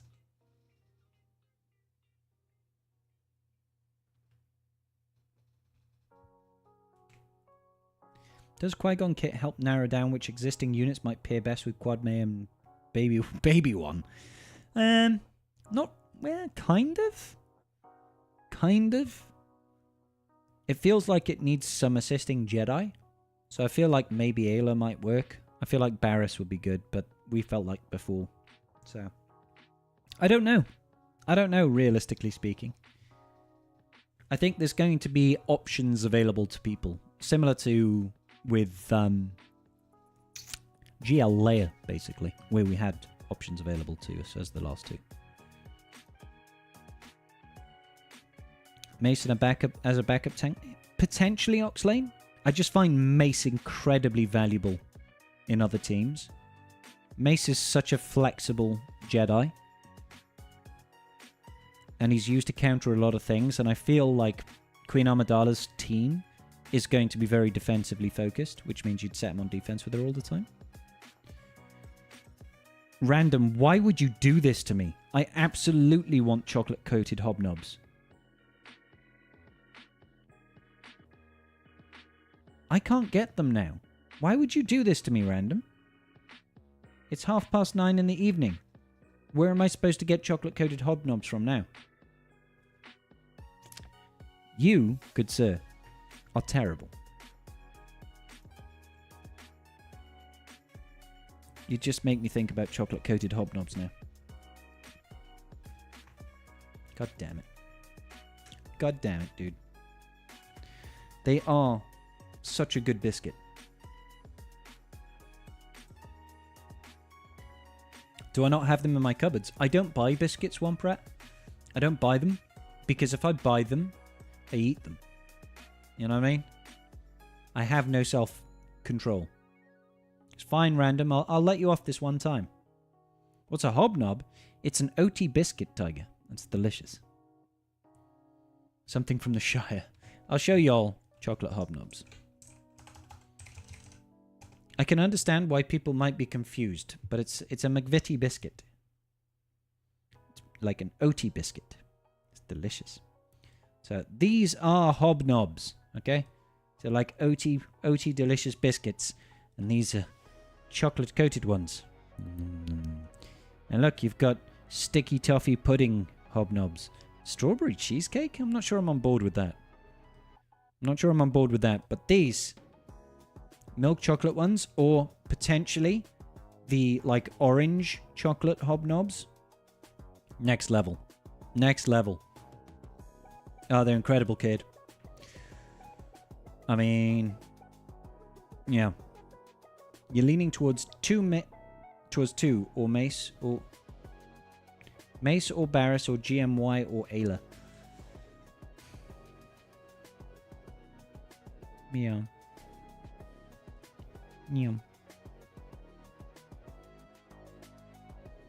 Who thought of that stupid name for a cookie? Tiger, I guarantee you that the marketing department behind biscuits called them a digestive to make them sound like they're supposed to be good for your diet. It helps you digest food more. They're a digestive. Are they bollocks?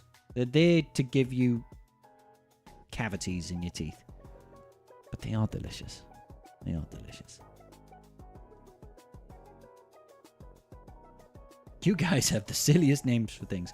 I mean, they're not... They're oaty. They're oaty. They're soft. Isn't a cookie a little bit harder? Got a little bit more bite to it? They're quite soft. But they're oh so delicious.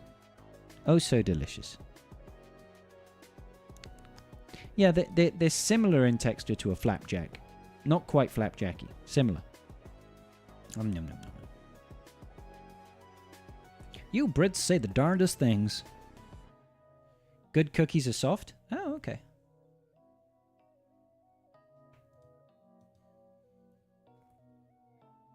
Boop. Barris sounds like a nightmare under all that. Yeah, tell me about it. Not only health and protection recovery, but stacking max health and max protection thanks to Qui-Gon. Additional stacking max health and max protection is just gross. A flapjack is a pancake. What?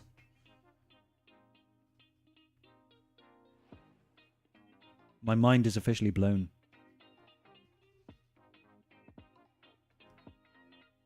One Pratt has to send Wolfie some oatcakes, and apparently I have to go to the store tomorrow and buy myself some chocolate hobnobs. How is a flapjack a pancake? Pancakes are flat waffles? What? Flapjack equals pancake equals hot cake. You're blowing my mind right now, guys. None of this makes any sense to me. I need to Google the definition of a pancake. Pancake definition. A thin, flat cake of batter, fried on both sides in a pan. A flapjack is not any of that. It's oven baked for one, so it can't be a pancake. It's not made in a pan. All right, and it's not a cake because it doesn't use batter. So you're wrong on all accounts. On all accounts, you have failed etymology 101.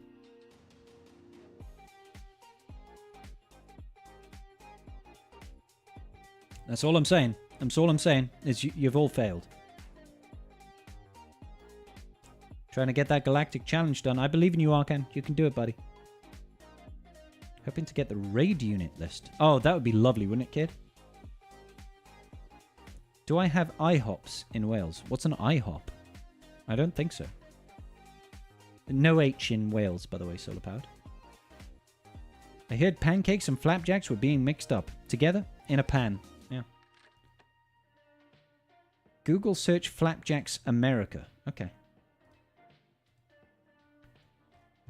American flapjack.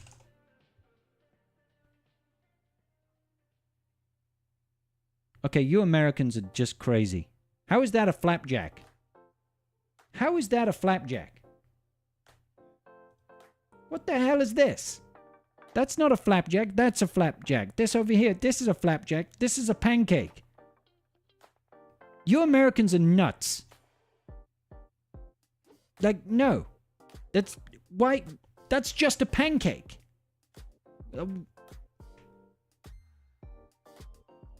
Americans are crazy. It's official. It's official. They're not biscuits, they're flapjacks. They're oaty.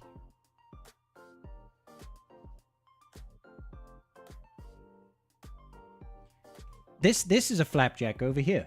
That's look, UK flapjack. I can't type. This is a flapjack right here. This is a flapjack. That's a flapjack. You know, sometimes they'll have like seeds or raisins in them. Yeah, that's a flapjack. Looks like a scone. What the? This is a scone. That's a scone. It's bready.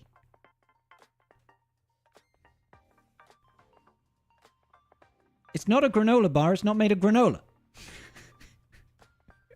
And the Geos just go, fuck you, motherfucker, and then you die. And the Geos just go, and what, pray tell, is flappy about that jack, good sir? Okay, hang on. History of flapjacks. Originating from the United Kingdom, therefore all Americans are wrong about flapjacks.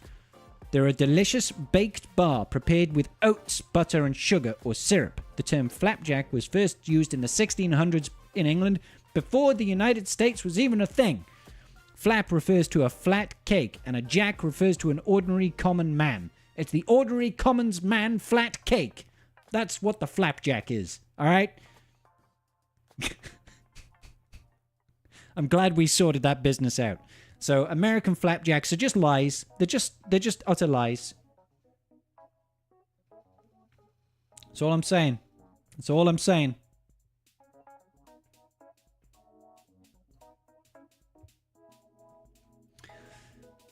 Sounds like a pancake. What kind of pancakes do you use oats? Technically, that sounds like that can describe both Scotch pancakes too.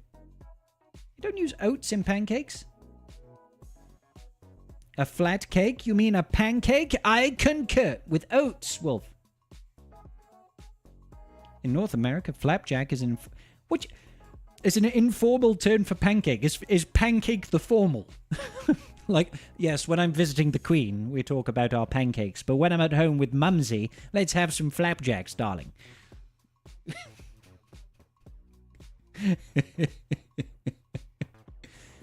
In the United States and Canada, flapjack is widely known but lesser term used for pancake. I know, TSN. Doesn't mean you guys are right. You guys are just weird. For high society. Does Qui-Gon come out today? No, Thursday, Tickle. No oats, but poor man's ingredients will be flour, eggs, and milk. Yeah. I'll make banana cakes with oats and bananas, eggs. Makes it flapjack? Yes, I think so. I think that's exactly right. I just call that an oat bar or something like that. Yeah, I mean, yeah, you're not wrong. It's made of oats and it's in the shape of a bar. But it's a flapjack, damn it. It's a flapjack. That's a flapjack. It's a flapjack. It comes from the UK. It's named in the UK.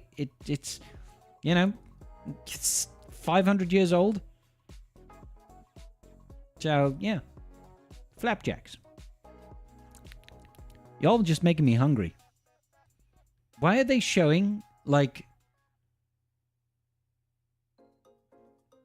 What? That's neither a pancake nor a flapjack. What is this? Oh, it's Quora. Quora is just full of baity posts. Why is a flapjack called a flapjack in the UK? It's a pancake in the States. And that's a crepe. But flapjacks, these are flapjacks. Chewy, oaty, golden syrupy bars of goodness.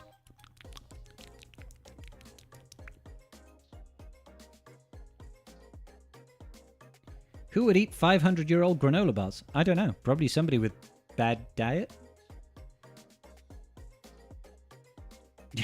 Hey, what's going on, Dragon? I think it was coined from the Midwest, from small towns making lumberjacks pancakes. I see. You concede it is bar-shaped and not flat-shaped. It's not flat. It's flap. Flapjack. Flapjack, not flatjack. What we're saying is, if us UK folk go over to the States and ask for a flapjack, we'll be in for a shock. Same as you guys. Yeah, pretty much. Search for Scottish pancakes. Scottish pancakes. Yeah. These look like big, chunky, sort of similar to American-style pancakes, I guess. Because in the UK tends to do them more like crepes, where they're thinner. What's the ingredients? Self-raising flour, eggs, milk. I'm guessing. Plain flour, baking powder, caster sugar, ground cinnamon, large egg, milk, and vegetable oil. Alright. All right. You learn something new every day. Plain flour. I would have thought it would have been... Oh, it's the baking powder. That's what makes it go... Cast sugar. Ground cinnamon. Delicious.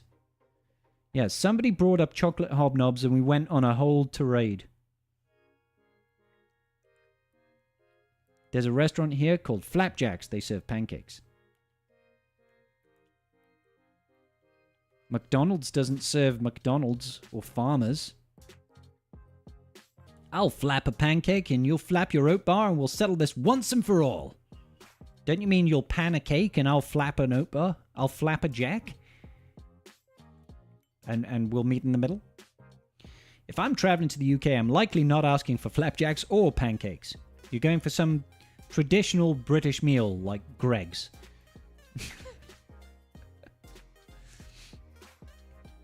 You're asking for an IPA? An Indian Pale Ale?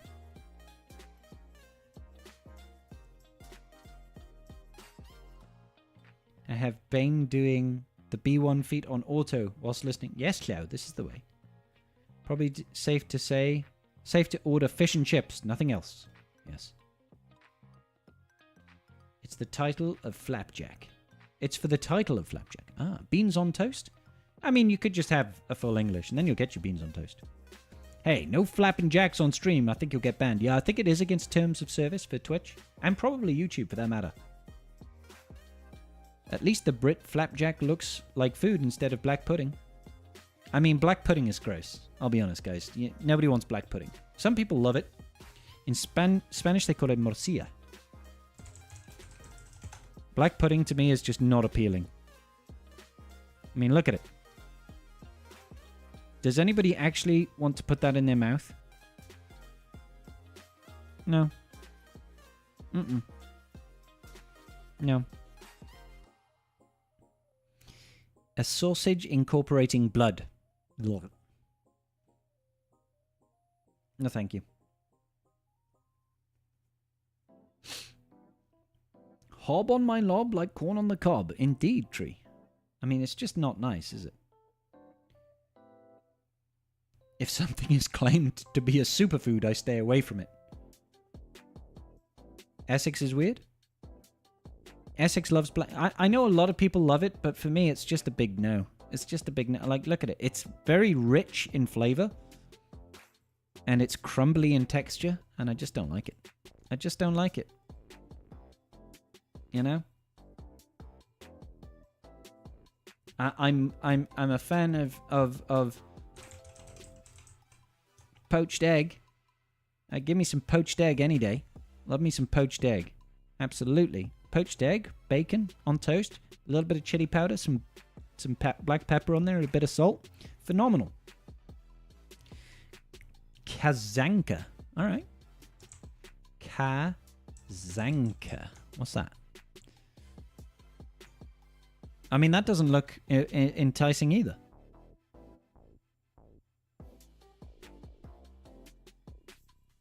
You eat it cold or hot. It's so good. Block.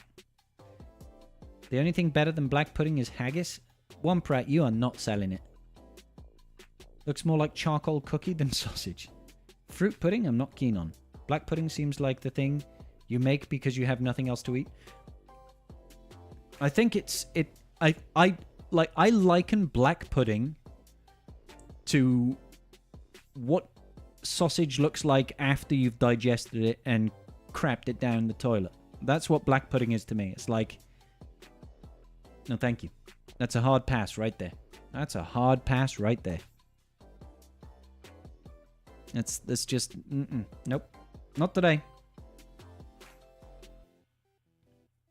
Haggis is meat flapjack. God damn it. We can't escape this flapjack conundrum. I think you need to see a doctor. Ever heard of Scrapple? Scrapple? I haven't heard of Scrapple. What on earth is that? Made of hog offal.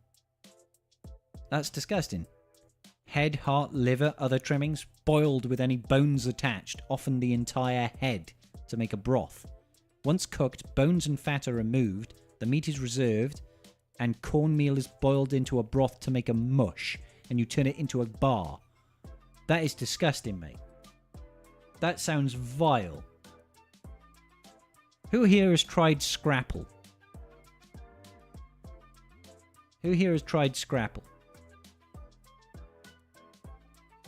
Scrapple is good. It looks like Spam, but has a different texture. Tom, mate. Mate. That is vile.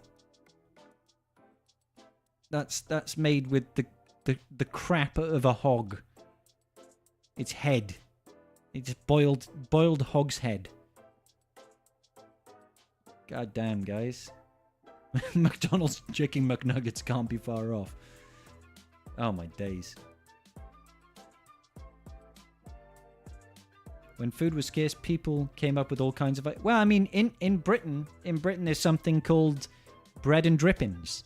That's kind of gross. Not as gross as Scrapple, but bread and drippings in the UK used to be a common thing, especially during the war period.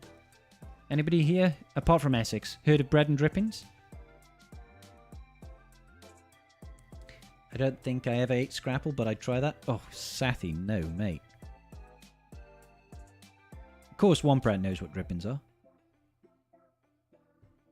Organ meats can be pretty good. We have a Greek dish called Magiritsa. Magiritsa? Which is lamb liver. Same sort of story. Got her done.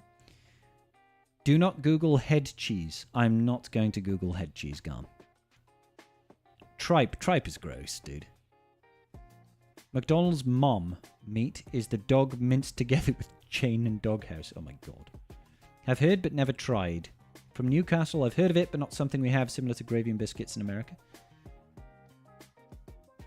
It has pig snouts in it. Yeah. Now, drippings is like... You know, well, I suppose in the States, I hear you guys don't really do much as, like roast meals, like roast chicken. I hear it's like a Sunday roast is not a common thing for you guys. So I've been told. I don't know. Or any sort of, like, roast cooked dinner, right? But the drippings is it's like the fat and the juices that drip off the meat gets collected in a pan, and they'd pour that on a bit of bread, and they'd use it as a spread, and they'd eat that. It's just gross, man. Like, that's just like, oh, goes through me. Ugh. Do I like Qui-Gon's new kit? Yeah, I think it's actually pretty cool, Ardahan. Never been so happy to live in America. Side-eyeing the food you guys are eating over there. That's fair, Daniel. A rotisserie chicken? Yeah. May as well just get some lard and use that instead of butter. I mean, pretty much. I mean, that's what it is. It's just the oils and the fat dripping off the meat that you just pour onto bread.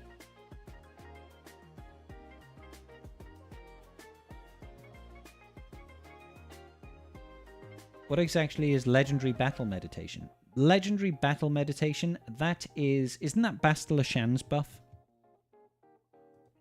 OG Bastila Shan? Isn't that her buff?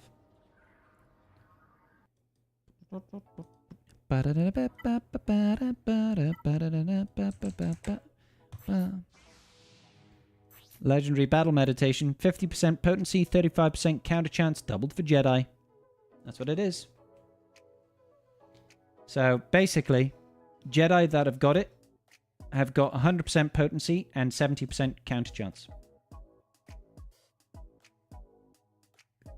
Solar Powered Tree is donating $5. We can't move on without you looking up head cheese. I'm going to look at that up off stream,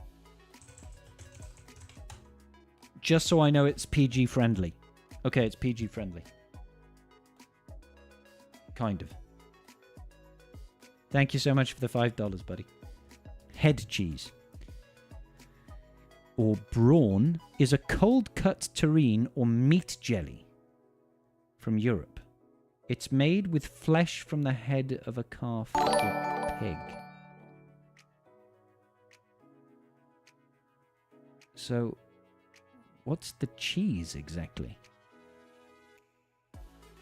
Head cheese or brawn is a cold-cut terrine or meat jelly. Flesh of the head of a calf or a pig, set in aspic. Aspic? and usually eaten cold in a sandwich. It's not a cheese and contains no dairy products. And it looks like something somebody threw up on a night out after having a dirty kebab. That is absolutely flipping vile. That is vile. That is gross, guys. I mean, look at this one. It's literally the snout of a pig. That is disgusting, mate.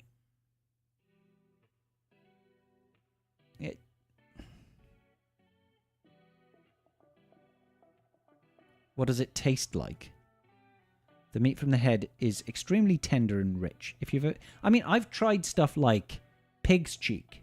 Pig's cheek gets served in Spain quite a lot. And it's quite nice. It's very fatty. It's juicy. But it's one thing to have, pig's cheek.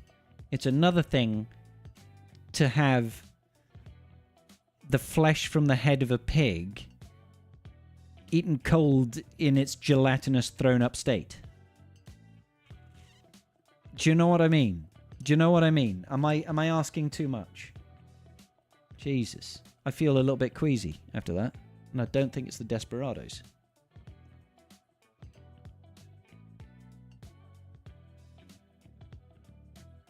God damn.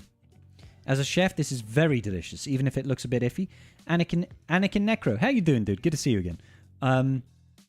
Really? I mean, there's a lot of foods that fit that category, right? Like oysters and mussels look disgusting when you first look at them, but they're actually... Well, actually, I can't get on board with oysters, but mussels are delicious.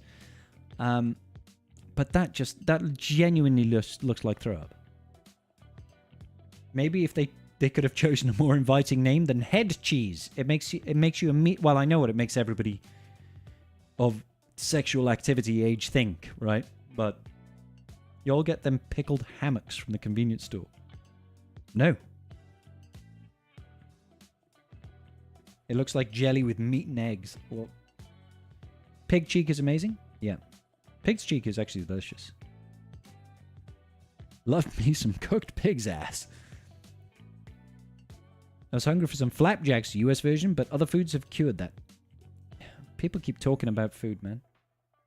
Even me. There's very few things I wouldn't try. I'm actually pretty receptive to most foods. I'd usually say I'd try almost anything once, but, if somebody told me to eat a kangaroo's testicle, I'd probably be like, no, I'm alright. Spam doesn't really look I don't like spam at all. I think it's gross. I used to have that a lot as a kid. It's very common in the UK, isn't it? So, my boundary is cockroaches, snakes, and all this. Honestly, thinking about it, cockroach I wouldn't eat. Probably. It's vermin.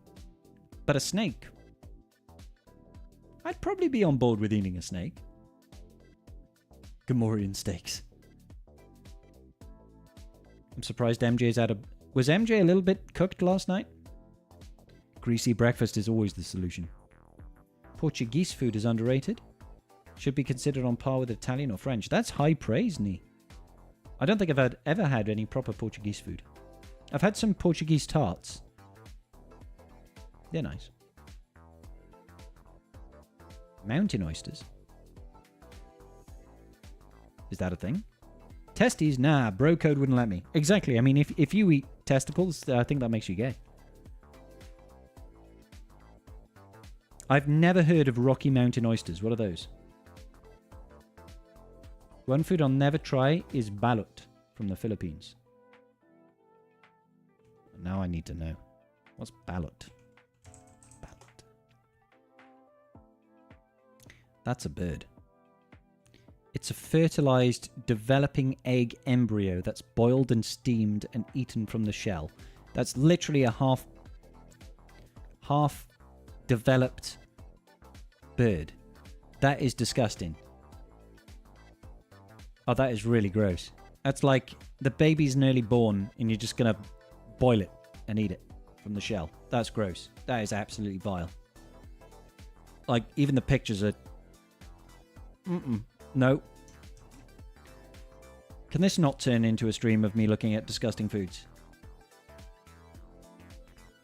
I'm sus being Portuguese and all. Oh, well, Nee, immediately your opinion is invalidated. When I asked MJ how drunk he was, he said, not enough. Well, there you go.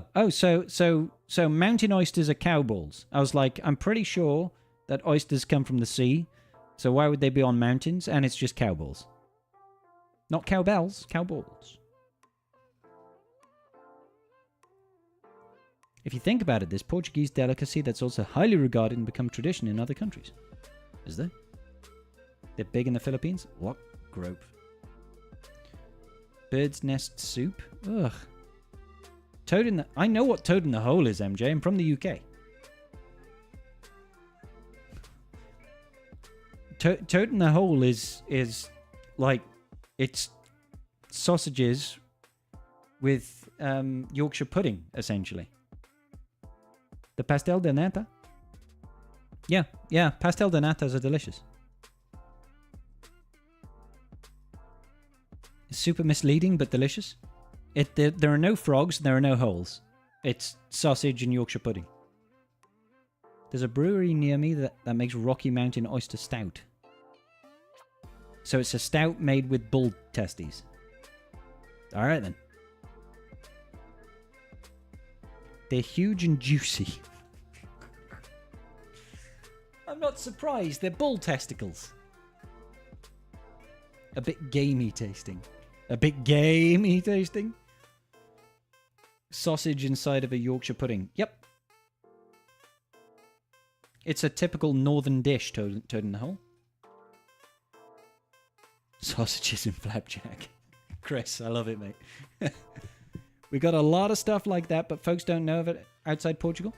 I mean, I don't think having one meal known quite far across the world makes all Portuguese food world class. You know what I mean? McDonald's are everywhere as well. Does that make it a delicacy? Pickled pig's feet sounds like something I don't want anywhere near me. I don't really want to eat a pig's foot. Feijoada? Brazilian. Feijoada? Feijoada. What's that? A stew of beans with beef and pork. Alright, sounds nice. Varieties are prepared in Portuguese-speaking world. Basic ingredients are beans and fresh pork or beef. It looks nice. I like the look of that.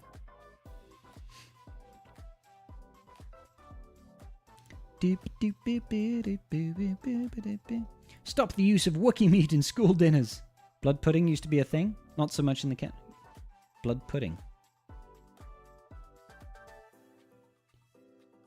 It's a Portuguese origin, yeah. Peas pudding is something from where I'm from. Not too sure if it's peas pudding. Peas pudding. Peas pudding. What is that? It looks a little bit like cat sick. Let me get the screen off so you guys can see. It looks a little bit like cat sick to me. Or a little bit like hummus. That's some nice looking ham. Some lovely crusty bread. So, peas porridge is a savory pudding dish made of boiled legumes. Okay, yeah, so I was, a bit like hummus. Typically split yellow peas with water, salt and spices cooked with bacon or ham joint. That sounds nice. Common dish in northeast England. Consumed to lesser extent in the rest of Britain. I've not ever heard of it. What's my go-to pizza toppings? I'm very, very easy to please when it comes to pizza toppings, Grievous. I like something... the only two requirements I have for a tasty pizza, outside of standard pizza stuff, like, pizza base and tomato base and cheese, is I like some sort of meat, preferably like a pepperoni, and some sort of spice, like a jalapeno pepper. If it's got both of those, I'll be happy with anything.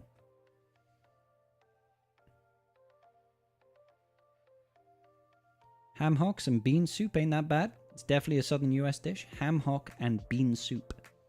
Ham and beans. a good combo. Coagulated blood made into crisps. That's gross, Zombu. Peas pudding is nice. I've never even heard of it, dude. Hummus is cat sick is a new take. You're telling me that... Have you ever seen a cat throw up? And you're telling me it doesn't look like that? That cat's throwing up on the floor, it looks a little bit like this. Looks a little bit like this. Hummus is... I actually really like hummus. I really like hummus. I think hummus is delicious. Get yourself some carrot sticks or some celery sticks or some cucumber. Dip that bad boy in some hummus. Amazing. You've got a good time all time. Don't forget the pineapple on that pizza. I remember we once actually... I think we had a donation for me to eat a pineapple pizza live on stream once. Might have been during lockdown or something. It was okay.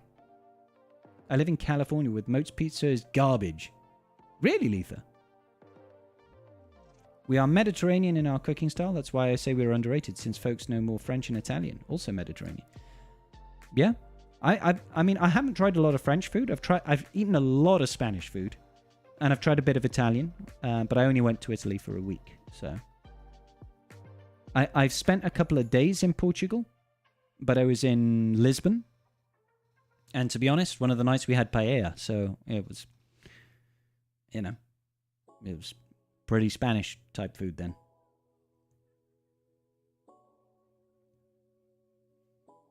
It looks like chunky applesauce. I imagine, Vash, it doesn't taste anything like that if it's made with split peas. Hummus tastes like it looks. No, it doesn't. Hummus is delicious. Pineapple, good. Pizza, good. What's not to like? It's a Joeyism right there. We have blood sausage and liver sausage in Switzerland. For days. I think I remember that from when you were in Gibraltar.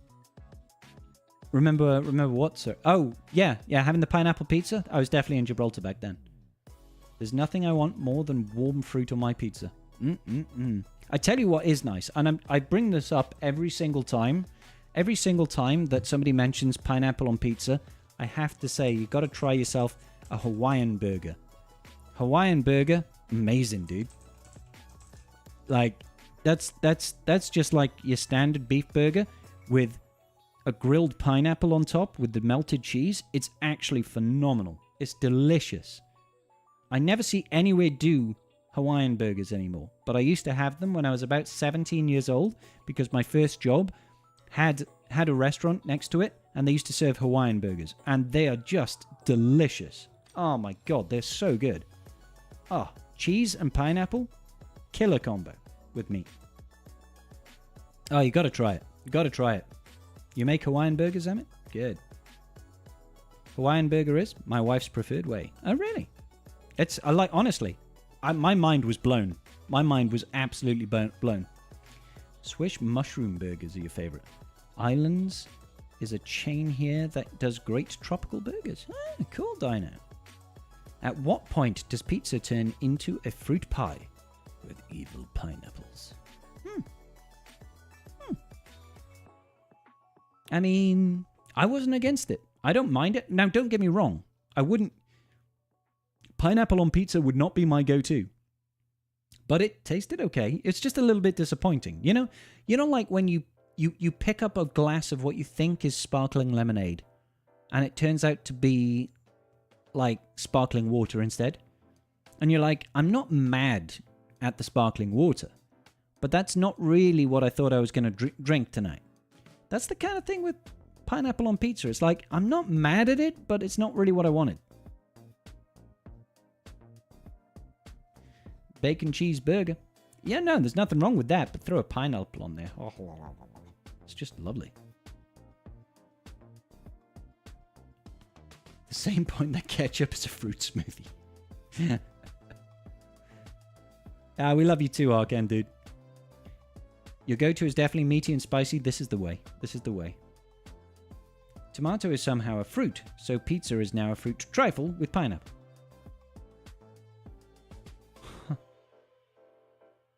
I don't think I can find flaw in that logic.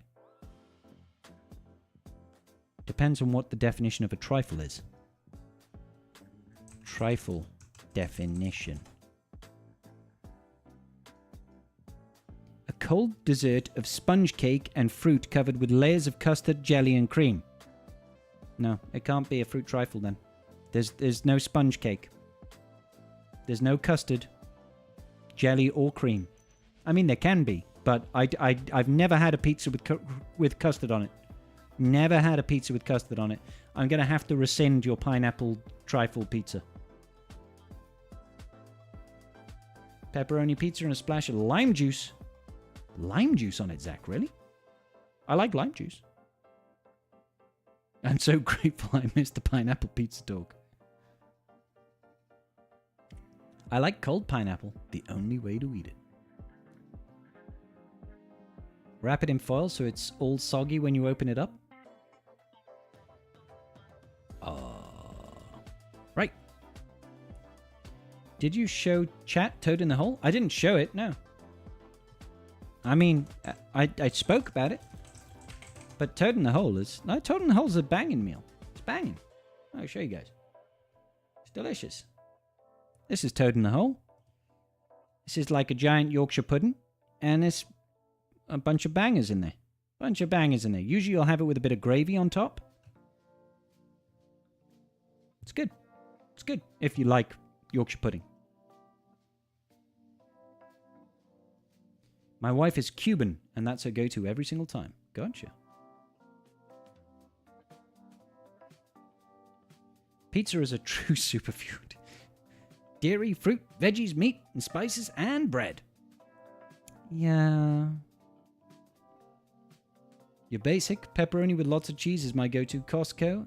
And if I'm feeling spicy, I'll grab a DiGiorno frozen pizza. It reminds me of my childhood.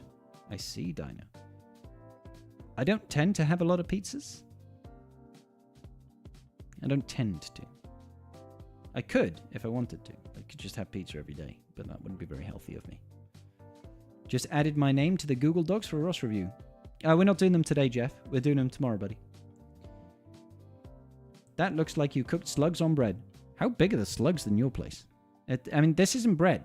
That's a flapjack.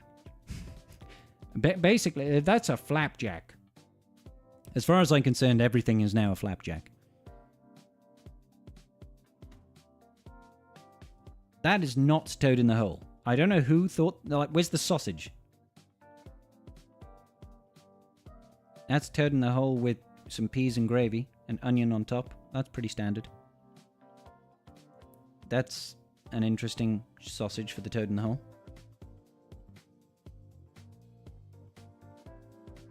Ah, it's not bad.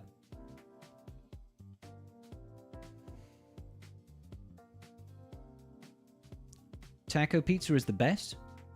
Taco pizza. Wolfie doesn't... Yeah, but Wolfie, you're probably too busy having all the delicious, delicious Greek food that you make. I've eaten that pizza rodizio in Brazil once. I got a pizza oven for Christmas. Nice! You make them maybe 3 times a month? That's awesome, Dino. No worries, Jeff. Looks like a flapjack to me. It's really fun and it's not nearly as bad as pizza places. That's good. I mean, yeah, you can control the ingredients a lot more. And you know you're actually getting cheese, not like fake cheese. I'm a flapjack, you're a flapjack, we're all flapjacks. Flapjack? That doesn't sound like something made for eating. Yorkshire pudding is made with choux pastry, same as a profiterole. Yorkshire pudding isn't made with pastry? Huh?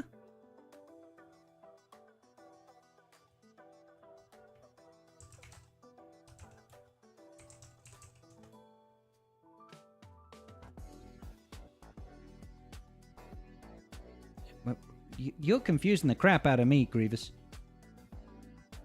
It's not made out of choux pastry. It's made out of a batter.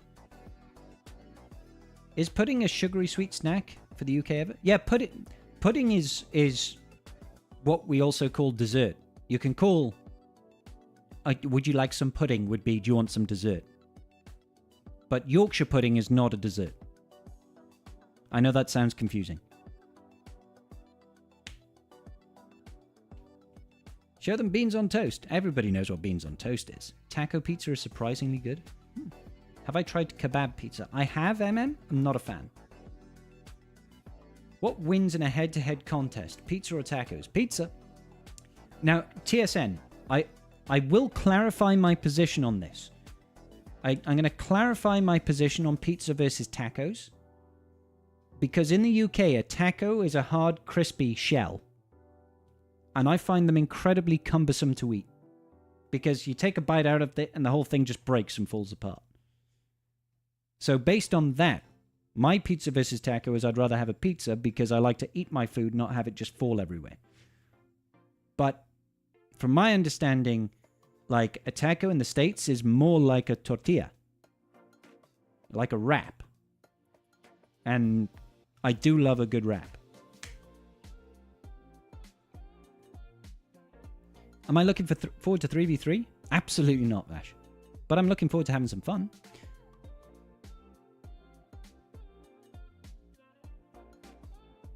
Chat is popping off today, guys. I'm having a harder time keeping track of it. This must be what it feels like to be Arnold when he's got slow mode on. I'm going tacos, brother. Especially grilled mahi-mahi, dorado dolphin tacos. Dorado. Tacos can be soft shell. That's basically a burrito. Exactly, and I love a burrito. And I love tortillas as well. Street tacos are amazing. Nice. Yeah, I'm not a fan of hard shell tacos. In the UK, all tacos are hard shell tacos. If that makes sense? At least in my experience. I've never had a soft shell taco in the UK. You got to put cheese in the bottom of the taco so the meat melts it, and helps keep the thing from falling apart. Use soft corn tortillas? Have I ever tried eating a pizza upside down? All the taste on your tongue? No, but if I tried to do that, all the toppings would fall off. I think. Love me some pesto, basil, bacon, and cashew pizza. That is a weird combination, Zach. I love pesto. I love basil. Bacon? Yes. Cashews. I love cashews, but all of those on a pizza seems very odd. When does 3v3 start? Lock-in will be tomorrow. Or attack phase will start on Wednesday. A taco is like an unwrapped wrapped, folded in half, the top is open, sometimes crispy if the shell is fried, sometimes soft if it isn't. Desi! Hi, Desi. Looks like you found the niche you needed to expand into. Talking about food. Well, it starts then, Arcan, but that's just the start of lock-in. We'll have a 24-hour lock-in phase, right? And then 24 hours afterwards, we'll actually be put in. As in, put into battle. So 24-hour lock-in phase starts in about an hour. Yeah? And then our first battle will be on Wednesday night. Looking forward to an 0-3. Hell yes. Start as you mean to go on, Aragon. Hard shells break and anger me deeply. Zombu, I agree. This is why I don't like tacos. Even though I know tacos can also be soft. I love a burrito. I love a wrap. I love a tortilla. You prefer tacos on tiny, soft corn tortillas. Itty bitty tortillas. You make mine with mango cayenne sauce. Mango cayenne sauce. That sounds awesome, Sathi. Hard tacos are perfect if you eat them just the right time, when it gets just wet enough to be flexible. Not... See, that's the thing, Dino. Like, every single time I've had them, it's just they're like brittle and hard, and you take one bite and the whole thing just goes... And then all your food just goes everywhere. And then I'm disappointed. I might as well not have the bloody taco. Do you know what I mean? Chef Scribe? I am so not a chef. Cilantro? Cheese, onions, and some lime juice makes the best taco toppings. Just need to relic what, and you can go for JMK. Congrats, Arcan. You need the street tacos in... Well, there's a Mexican street food chain in the UK called Oaxaca's. That's always pretty good. The squish has occurred. The great squishing. Did I get a third sister Datacron? Not yet, no. Hopefully, before lock-in. Yeah, when the taco falls apart, I just accept it. Crumble it, it's now a taco salad. Now I'm not mad. No, unfortunately, I got a second sister one. I was like, ugh, boring.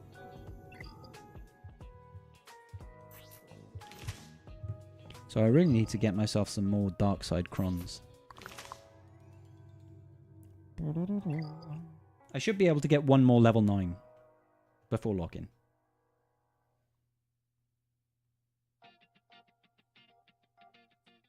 It's the new coloring for my shirt. I accept defeat. Use glue on the taco? Whiskey Hoarder, that's a great idea. That way you never lose your food, right? You ever eat one of them old school ice cream choco tacos? Nope. You got a Fost one? Fair play. You need tortilla chips for when the crunchy taco falls apart, so you can just make nachos. I mean, that's a fair argument, yeah? Spaghetti tacos. What? Viva la Choco Taco!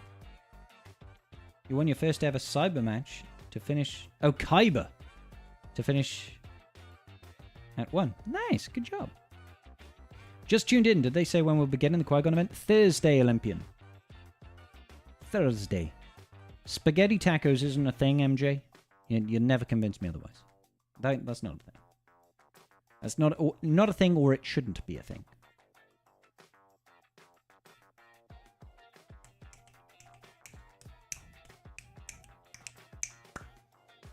They have Choco tacos in Europe? Never heard of them. Let me have a look. Choco tacos. What is that? I mean, that looks amazing, to be fair. Is that like ice cream? Is that ice cream? I mean, that does look phenomenal. I could eat some of that right now. Is it ice cream?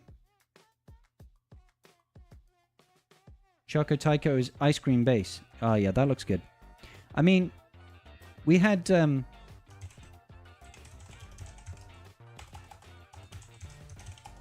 like, these things in Spain, those things are delicious. It's like soft biscuit this side and chocolate this side. They're delicious. I didn't used to eat these particular ones, but this is just like the brand that I know, because this is Nestle. I don't buy anything by Nestle, but there's a lot of similar ones to these in Europe.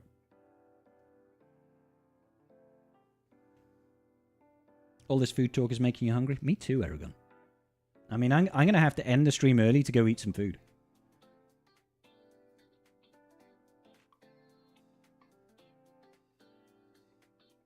Is that considered a sandwich? No, because a sandwich has to be between 2 pieces of bread. I believe. I believe a sandwich has to be between 2 pieces of bread.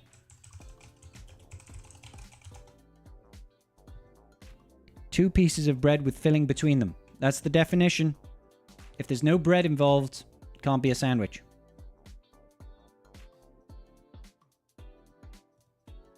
You know what I mean? Is a hot dog a sandwich? There's not 2 pieces of bread. If you were to separate the bun so it's not a flap and they are completely separated, boom, sandwich. No to open face sandwiches. That's not a sandwich. That's toast without the toast. That's a slider. So if you put bread either side of it, do you have a scribble sandwich? Yes, you do, one prep. If you put bread on either side of any dish on the planet, it's a sandwich. Think about that for a minute. Think about that.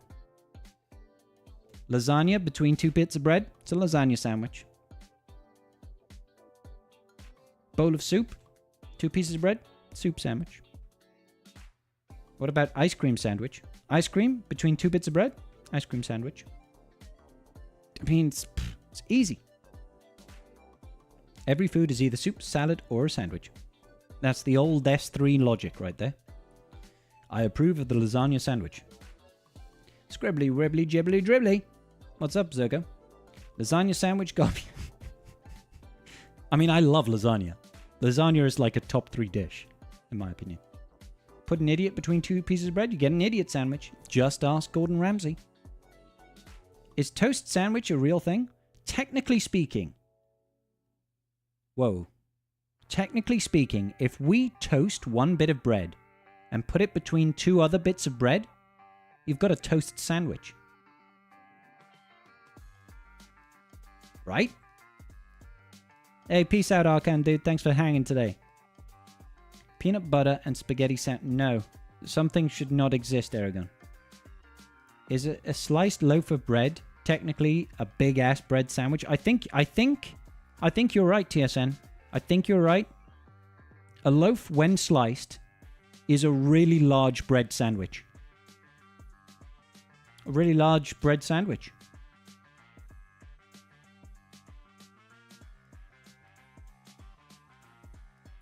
If you think chocolate tacos are good, try a Biggie Iggy.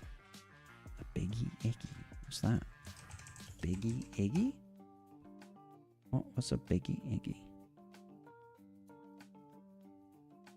I mean, it keeps showing me pictures of Whippet dogs.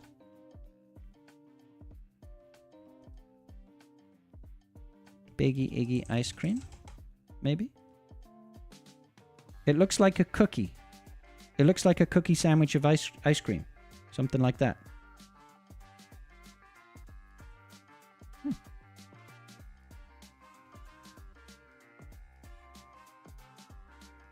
Do I get bonus stats if I eat a taco and watch your GC stream? I think you do, Zach, yeah.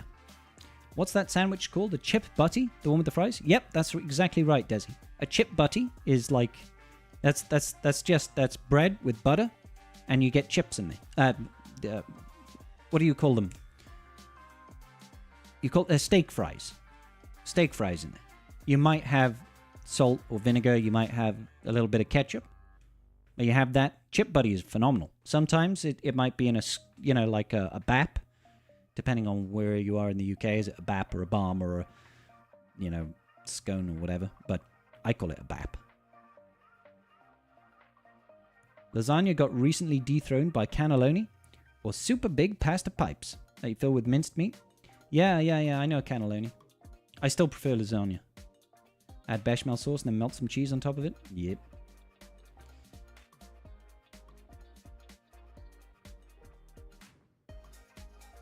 Yeah, chip buddy is banging.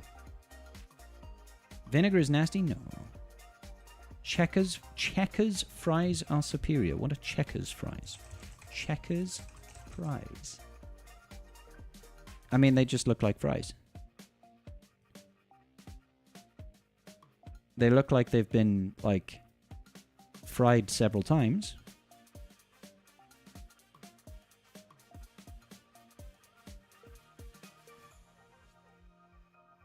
A guy I knew in high school nicknamed Bosco used to make 3-minute ramen soup things, drain them, then put it on a personal pizza and call it the Bosco Taco.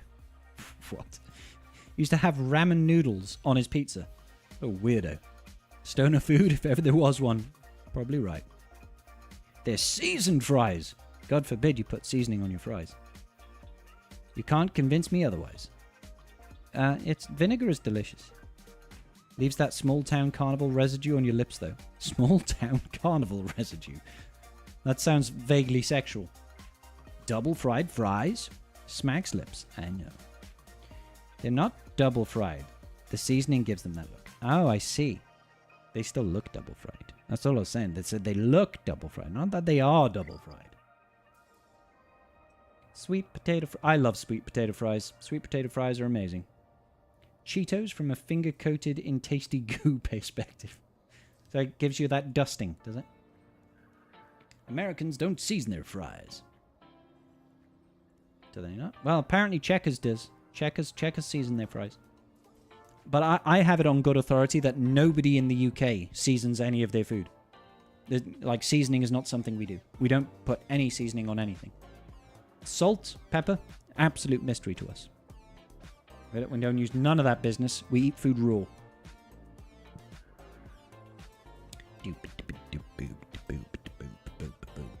Yeah. I'd expect them to oversalt them in order for them to sell more drinks. I mean, the logic checks out. The logic does check out. With maple syrup. Why would you have maple syrup on your fries, Zach? Maple syrup? Really? Is that a thing? On fries? If Brit craves craves flavor, they go for a curry. Yeah, that's why we made the chicken tikka.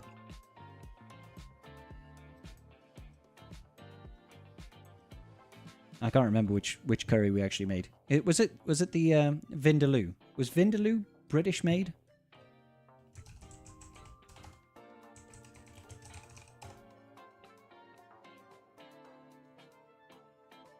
No, it's not that one. Which one was it? British curry. Which one was it? Chicken tikka masala. There you go. Apparently it's a British curry. Who knows?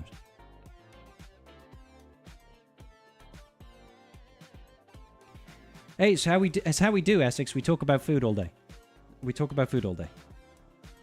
Conquers most of the known world for spices, just doesn't use them on spices of their food. Like, huh? No, we use it to sell and export to other countries. But I mean, it's also not true. We do use plenty of spices. The only spice Englanders use on their food is sadness, from my experience.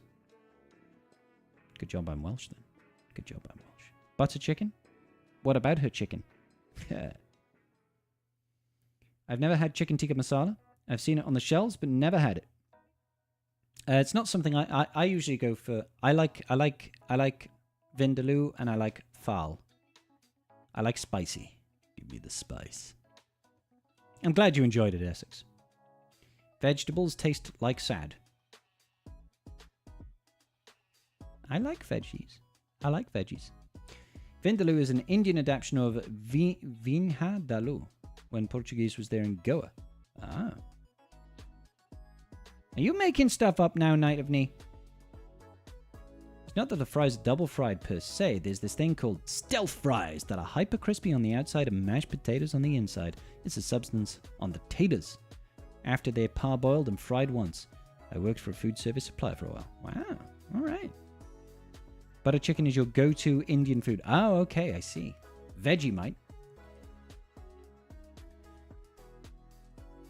You've thought the same thing about sweet potato fries until you tried it? What, the maple syrup? I couldn't.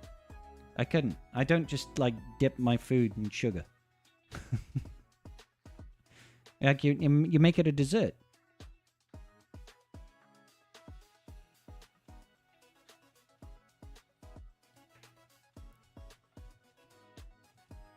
Vindaloo origin is an Indian curry dish originally from Versailles in Goa. Is that what you were saying it was?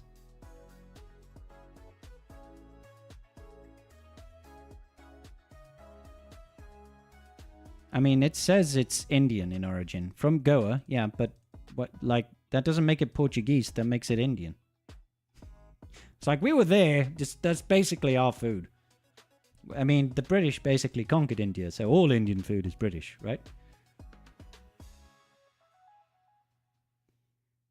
Sounds like fries with honey. Just no.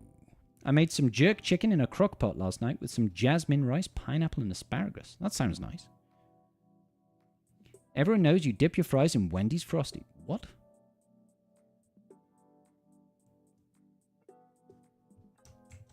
Check the Wikipedia on Vindaloo.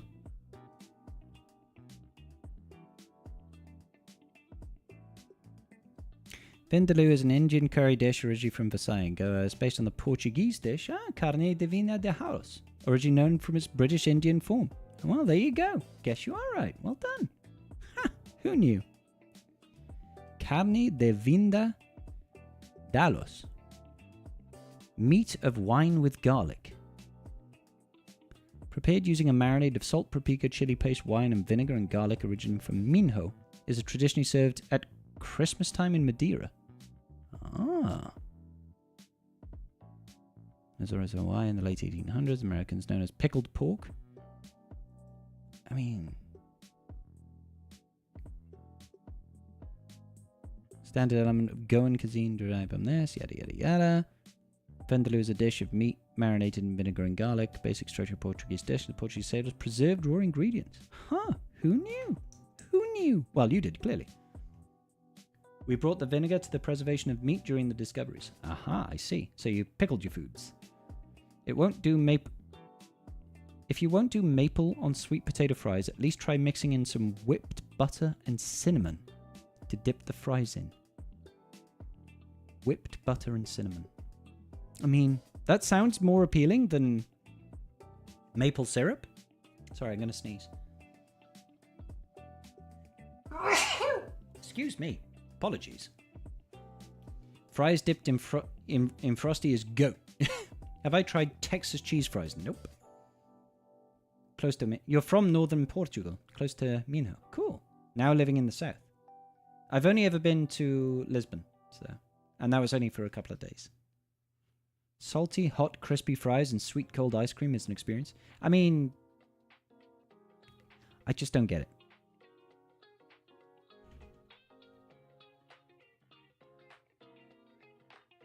Doop doop. Thank you kindly. Thank you kindly.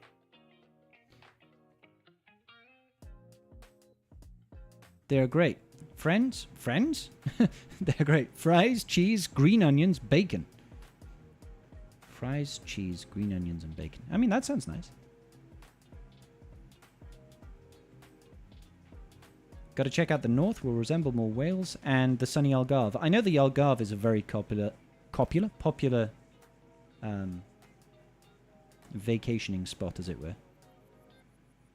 Fries and Frosties are a staple after midnight, after you see the Herdman. Sweet potato fries with cinnamon butter, 100%. Everybody's just getting hungry. All I've managed to successfully do on tonight's stream is just get people hungry, I think. You don't fry bacon, you bake bacon in its own fat in the oven. It's the only way to properly cook bacon. Everything else checks out on the recipe. I see. Apparently, I've been doing bacon wrong my entire life. I'm not supposed to fry it. I thought fried bacon was normal. Need to take you to Kansas City and get some burnt ends. What is a burnt end sandwich? Burnt ends? The ends of what? You also advocate for bacon. I usually just fry my bacon to a crisp, to be honest. I like it crispy and burnt. Oven bacon is the way. Lots of y'all are advocating for oven bacon.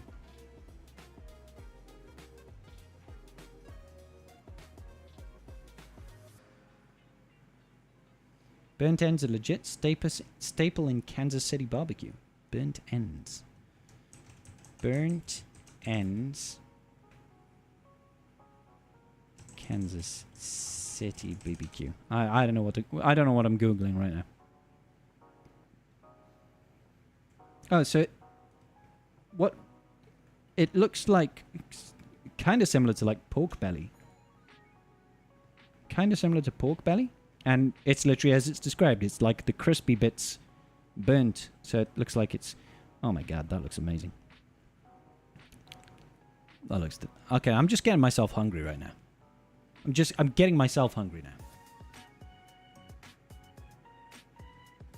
You know why oven bacon is the way? Because the only way you can cook bacon without clothes on and not experiencing third degree creep. Hey, when I cook bacon, we do naked bakey. Naked bakey. All the way. Cook a little lower, like 150 degrees. I see. Come outside of the high season of tourism and get a good time without much people around 10 months of sunny weather. Yeah, nice. Well, yeah, I suppose the South End can't be too different from, like, Gibraltar, where basically in March, it's summer. March is summertime, and then it ends in December. It's great. No splatter, just delicious crispiness. Love it. If you want to take it up a few notches on the oven, sprinkle brown sugar over the bacon in the oven, cook it. Turns it into bacon cat. But see, this is the thing. This is the thing, guys. I have to if I'm having bacon, it's usually for breakfast. And even then, not very common. I'm not going to turn my breakfast into a dessert. Like what? I'm not covering stuff in sugar.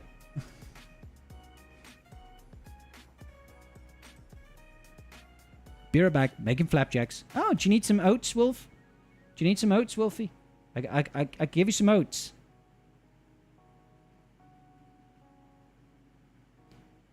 Desi, I take that personally. I take that personally. Fat, taste, sugar, taste. Sounds legit. What about some umami? Try to add soy sauce? Have you got any more of that soy sauce?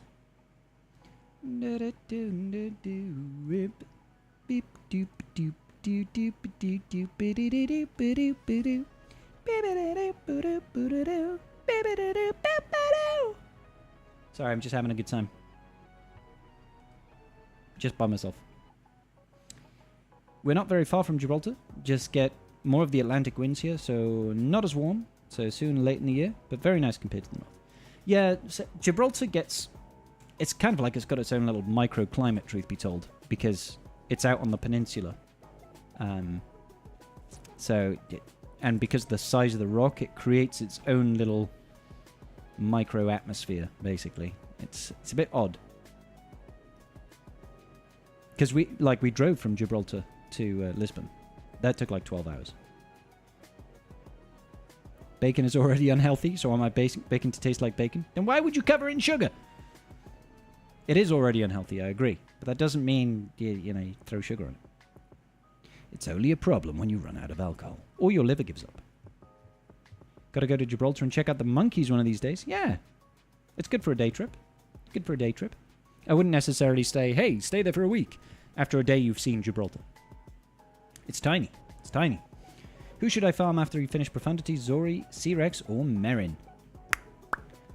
Do you need Jedi Knight Cal? I was not defending sugar bacon. Oh, okay. Fair enough. Sorry, MM.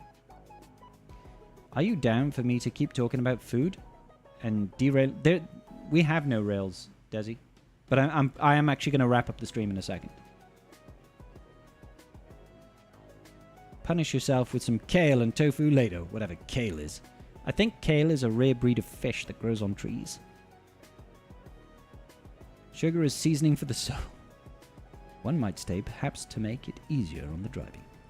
A one night stay? Yeah, well, exactly. I mean, you could take a day trip to Gibraltar and then go up the coast. Like, I wouldn't recommend anybody that's going into Spain or anything like that to go up sort of like the Marbella Strip, the Costa del Sol or anything like that. That's not great. But there are plenty of places in Spain to go that is nice. You can go to places like Tarifa, you can go to Ronda, you can go to Granada, you can go to Sevilla. There's loads of really nice places. But I wouldn't recommend necessarily going to places like Marbella or Malaga and things like that. Sevilla is lovely, yeah.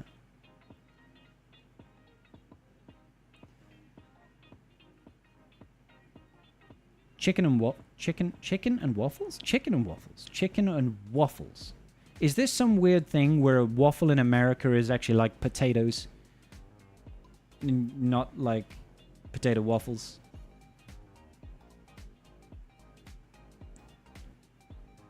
We have not, Mithroni Rhoda. You used to live in Gibraltar as well? No way, Ulysses. It is a bit of a weird place, but in a nice way. Hey, Megatron.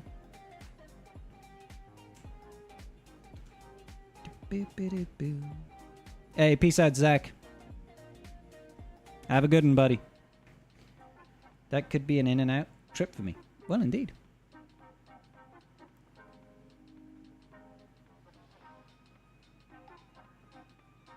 It's like batter in a waffle iron. Yeah, that's what I understand. That's kind of what I understand waffles to be. See the Game of Thrones stuff there. Yep, I've been to see that. The Alcazar.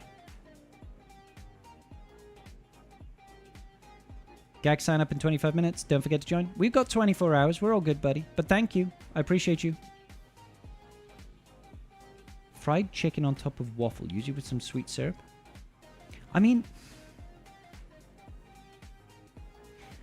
I've had stuff like honey glazed chicken before, which I suppose is not too dissimilar.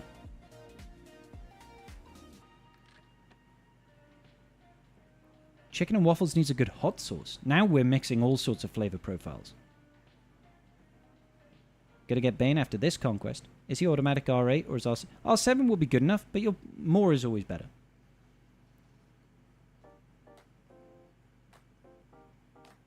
Hey, shorty.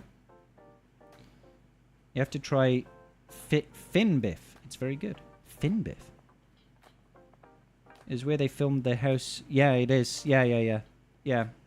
The Dawn. Yep, that was the Alcazar. I've been up on that balcony. It's funny because, like, when you watch Game of Thrones and you see the scenes for the Dornish folk, you realize that they kind of filmed in just like one location of the Alcazar. It's like just one seat. It's like that one balcony. That's it. That's the Alcazar. It's kind of cool though. But there's also, you know, the Palace of Theed is in the Plaza de España in Sevilla as well. We do a lot of sweet and savory in the States, but not like Skittles on a burger. I wouldn't be surprised though.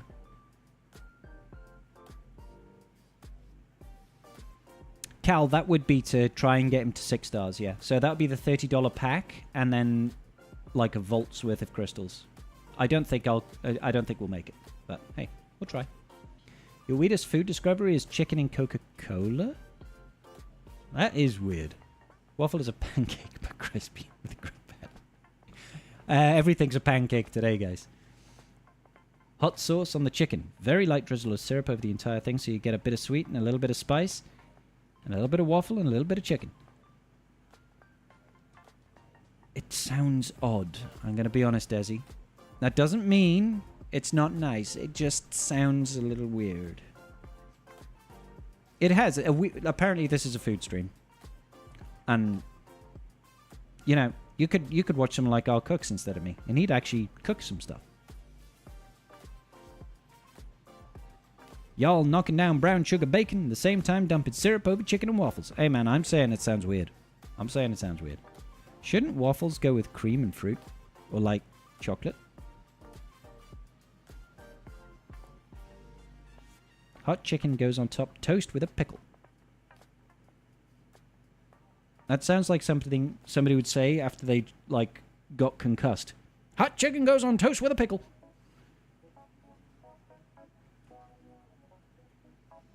It also goes with fried chicken. Oh my god. Have you even eaten UK food and you're saying chicken and waffles is weird? I've eaten a lot of UK food. UK food is normal, right? It's just normal. Cheese on toast. Beans on toast. Everything on toast. Isn't that normal food? Shepherd's pie. Cottage pie. That's normal food to me. Could be squeaky door stream, but you haven't secured the sponsorship. No, exactly, Nee. Exactly. We haven't got that WD-40 sponsorship just yet. I have no problem just heating some frozen waffles and using that in place of bread for a sandwich. But it can't be a sandwich because it has to be bread.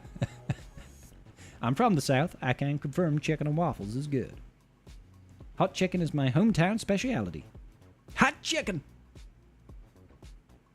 Let's just say, opinions on English food vary. Yes, they do. Yes, they do. But I'm talking about British food.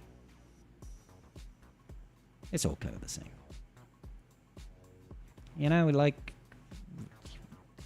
meat and 2 veg is a very typical British dish.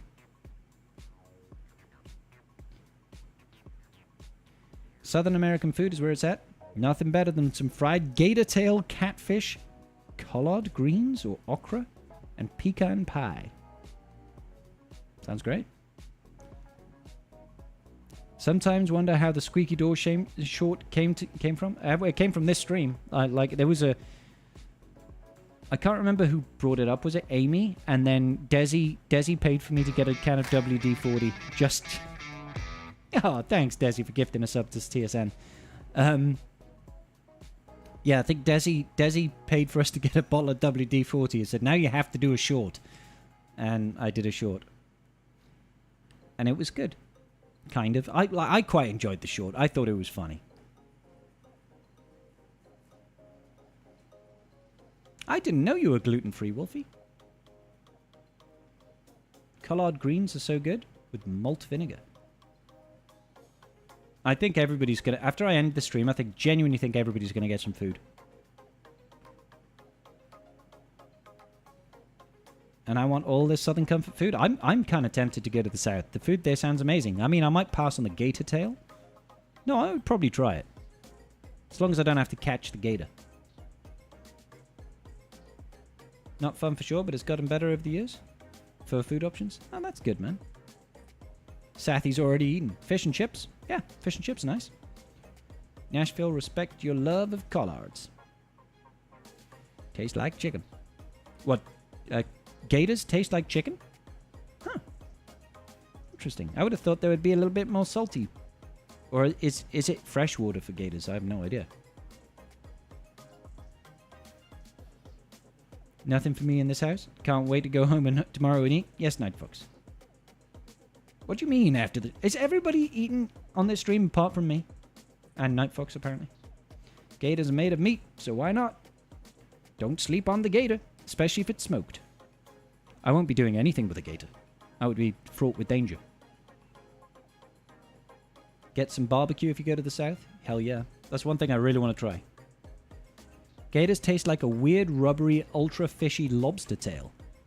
I'm gonna be real. Oh, Desi's not a fan of the old gator. It's like a meat that can't decide if it wants to be chicken or fish. It's water, but it definitely ain't fresh. That water's been there a long time. Already had dinner? Yeah, I suppose for you, Nee, it's probably more of a... Are the Portuguese similar to the Spanish in the sense of you have your dinner quite late? Because for you, it's probably is the same time as me, right? 11:45, roughly. Because I think Portuguese operates in the same time zone as Britain. Scribe is made of meat. Can we... Don't smoke me! God damn! I'm a human. Farm-raised gator tastes like that. But wild gator tastes similar to chicken or bullfrog in some aspects. Bullfrog? Bullfrog? Like a frog? Do you eat frogs? Are you French? I'll make you the best barbecue you ever had. I look forward to that, tell you. Not as late as we don't do siesta. No siesta in Portugal. Long pig. What? Long pig? I had the short on loop in my browser for a solid week and a half without turning on my computer. Contingent, you're a legend, dude. You're a legend, man. I think we still got like nearly 7,000 views on that, which for me is very good. I'm still surprised at the outpour on that one. People got confused. I had so many people tell me I was using WD-40 wrong. I was like, I think you missed the point of the skip. Yeah, I thought so, Nee. Thought so, buddy. Frog legs are good. I think I've tried them once, long time ago. Y'all eating frogs? That's wild. I've had frog legs before. Like super bony chicken wings. I've had slugs. Well, technically snails. I suppose there would be snails, but they weren't on the shell.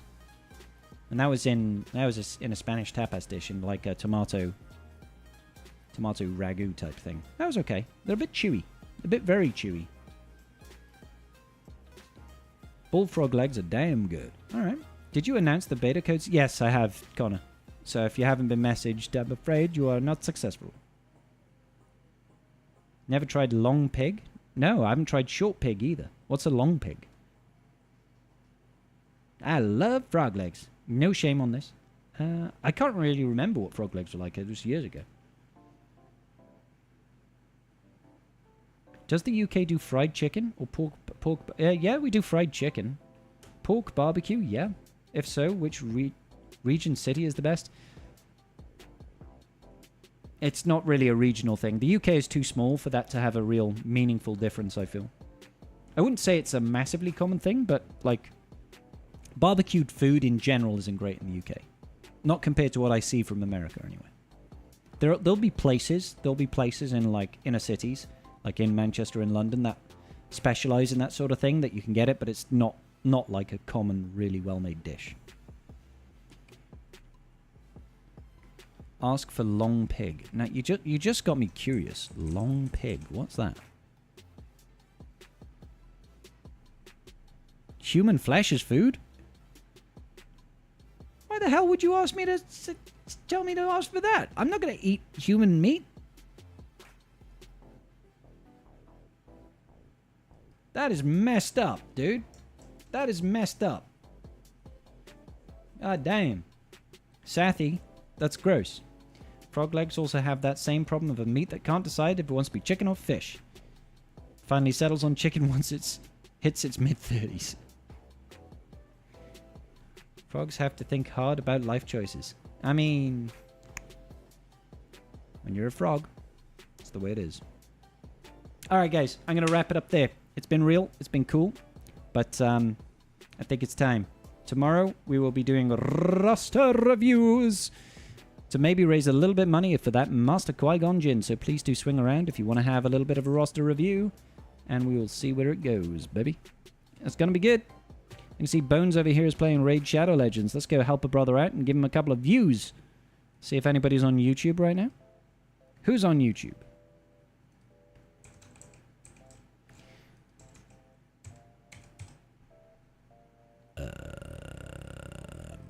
This guy's on YouTube. Alright guys, it's been real. I'll see you all soon. Peace out. Big love. Good night. See you tomorrow, guys. See you tomorrow.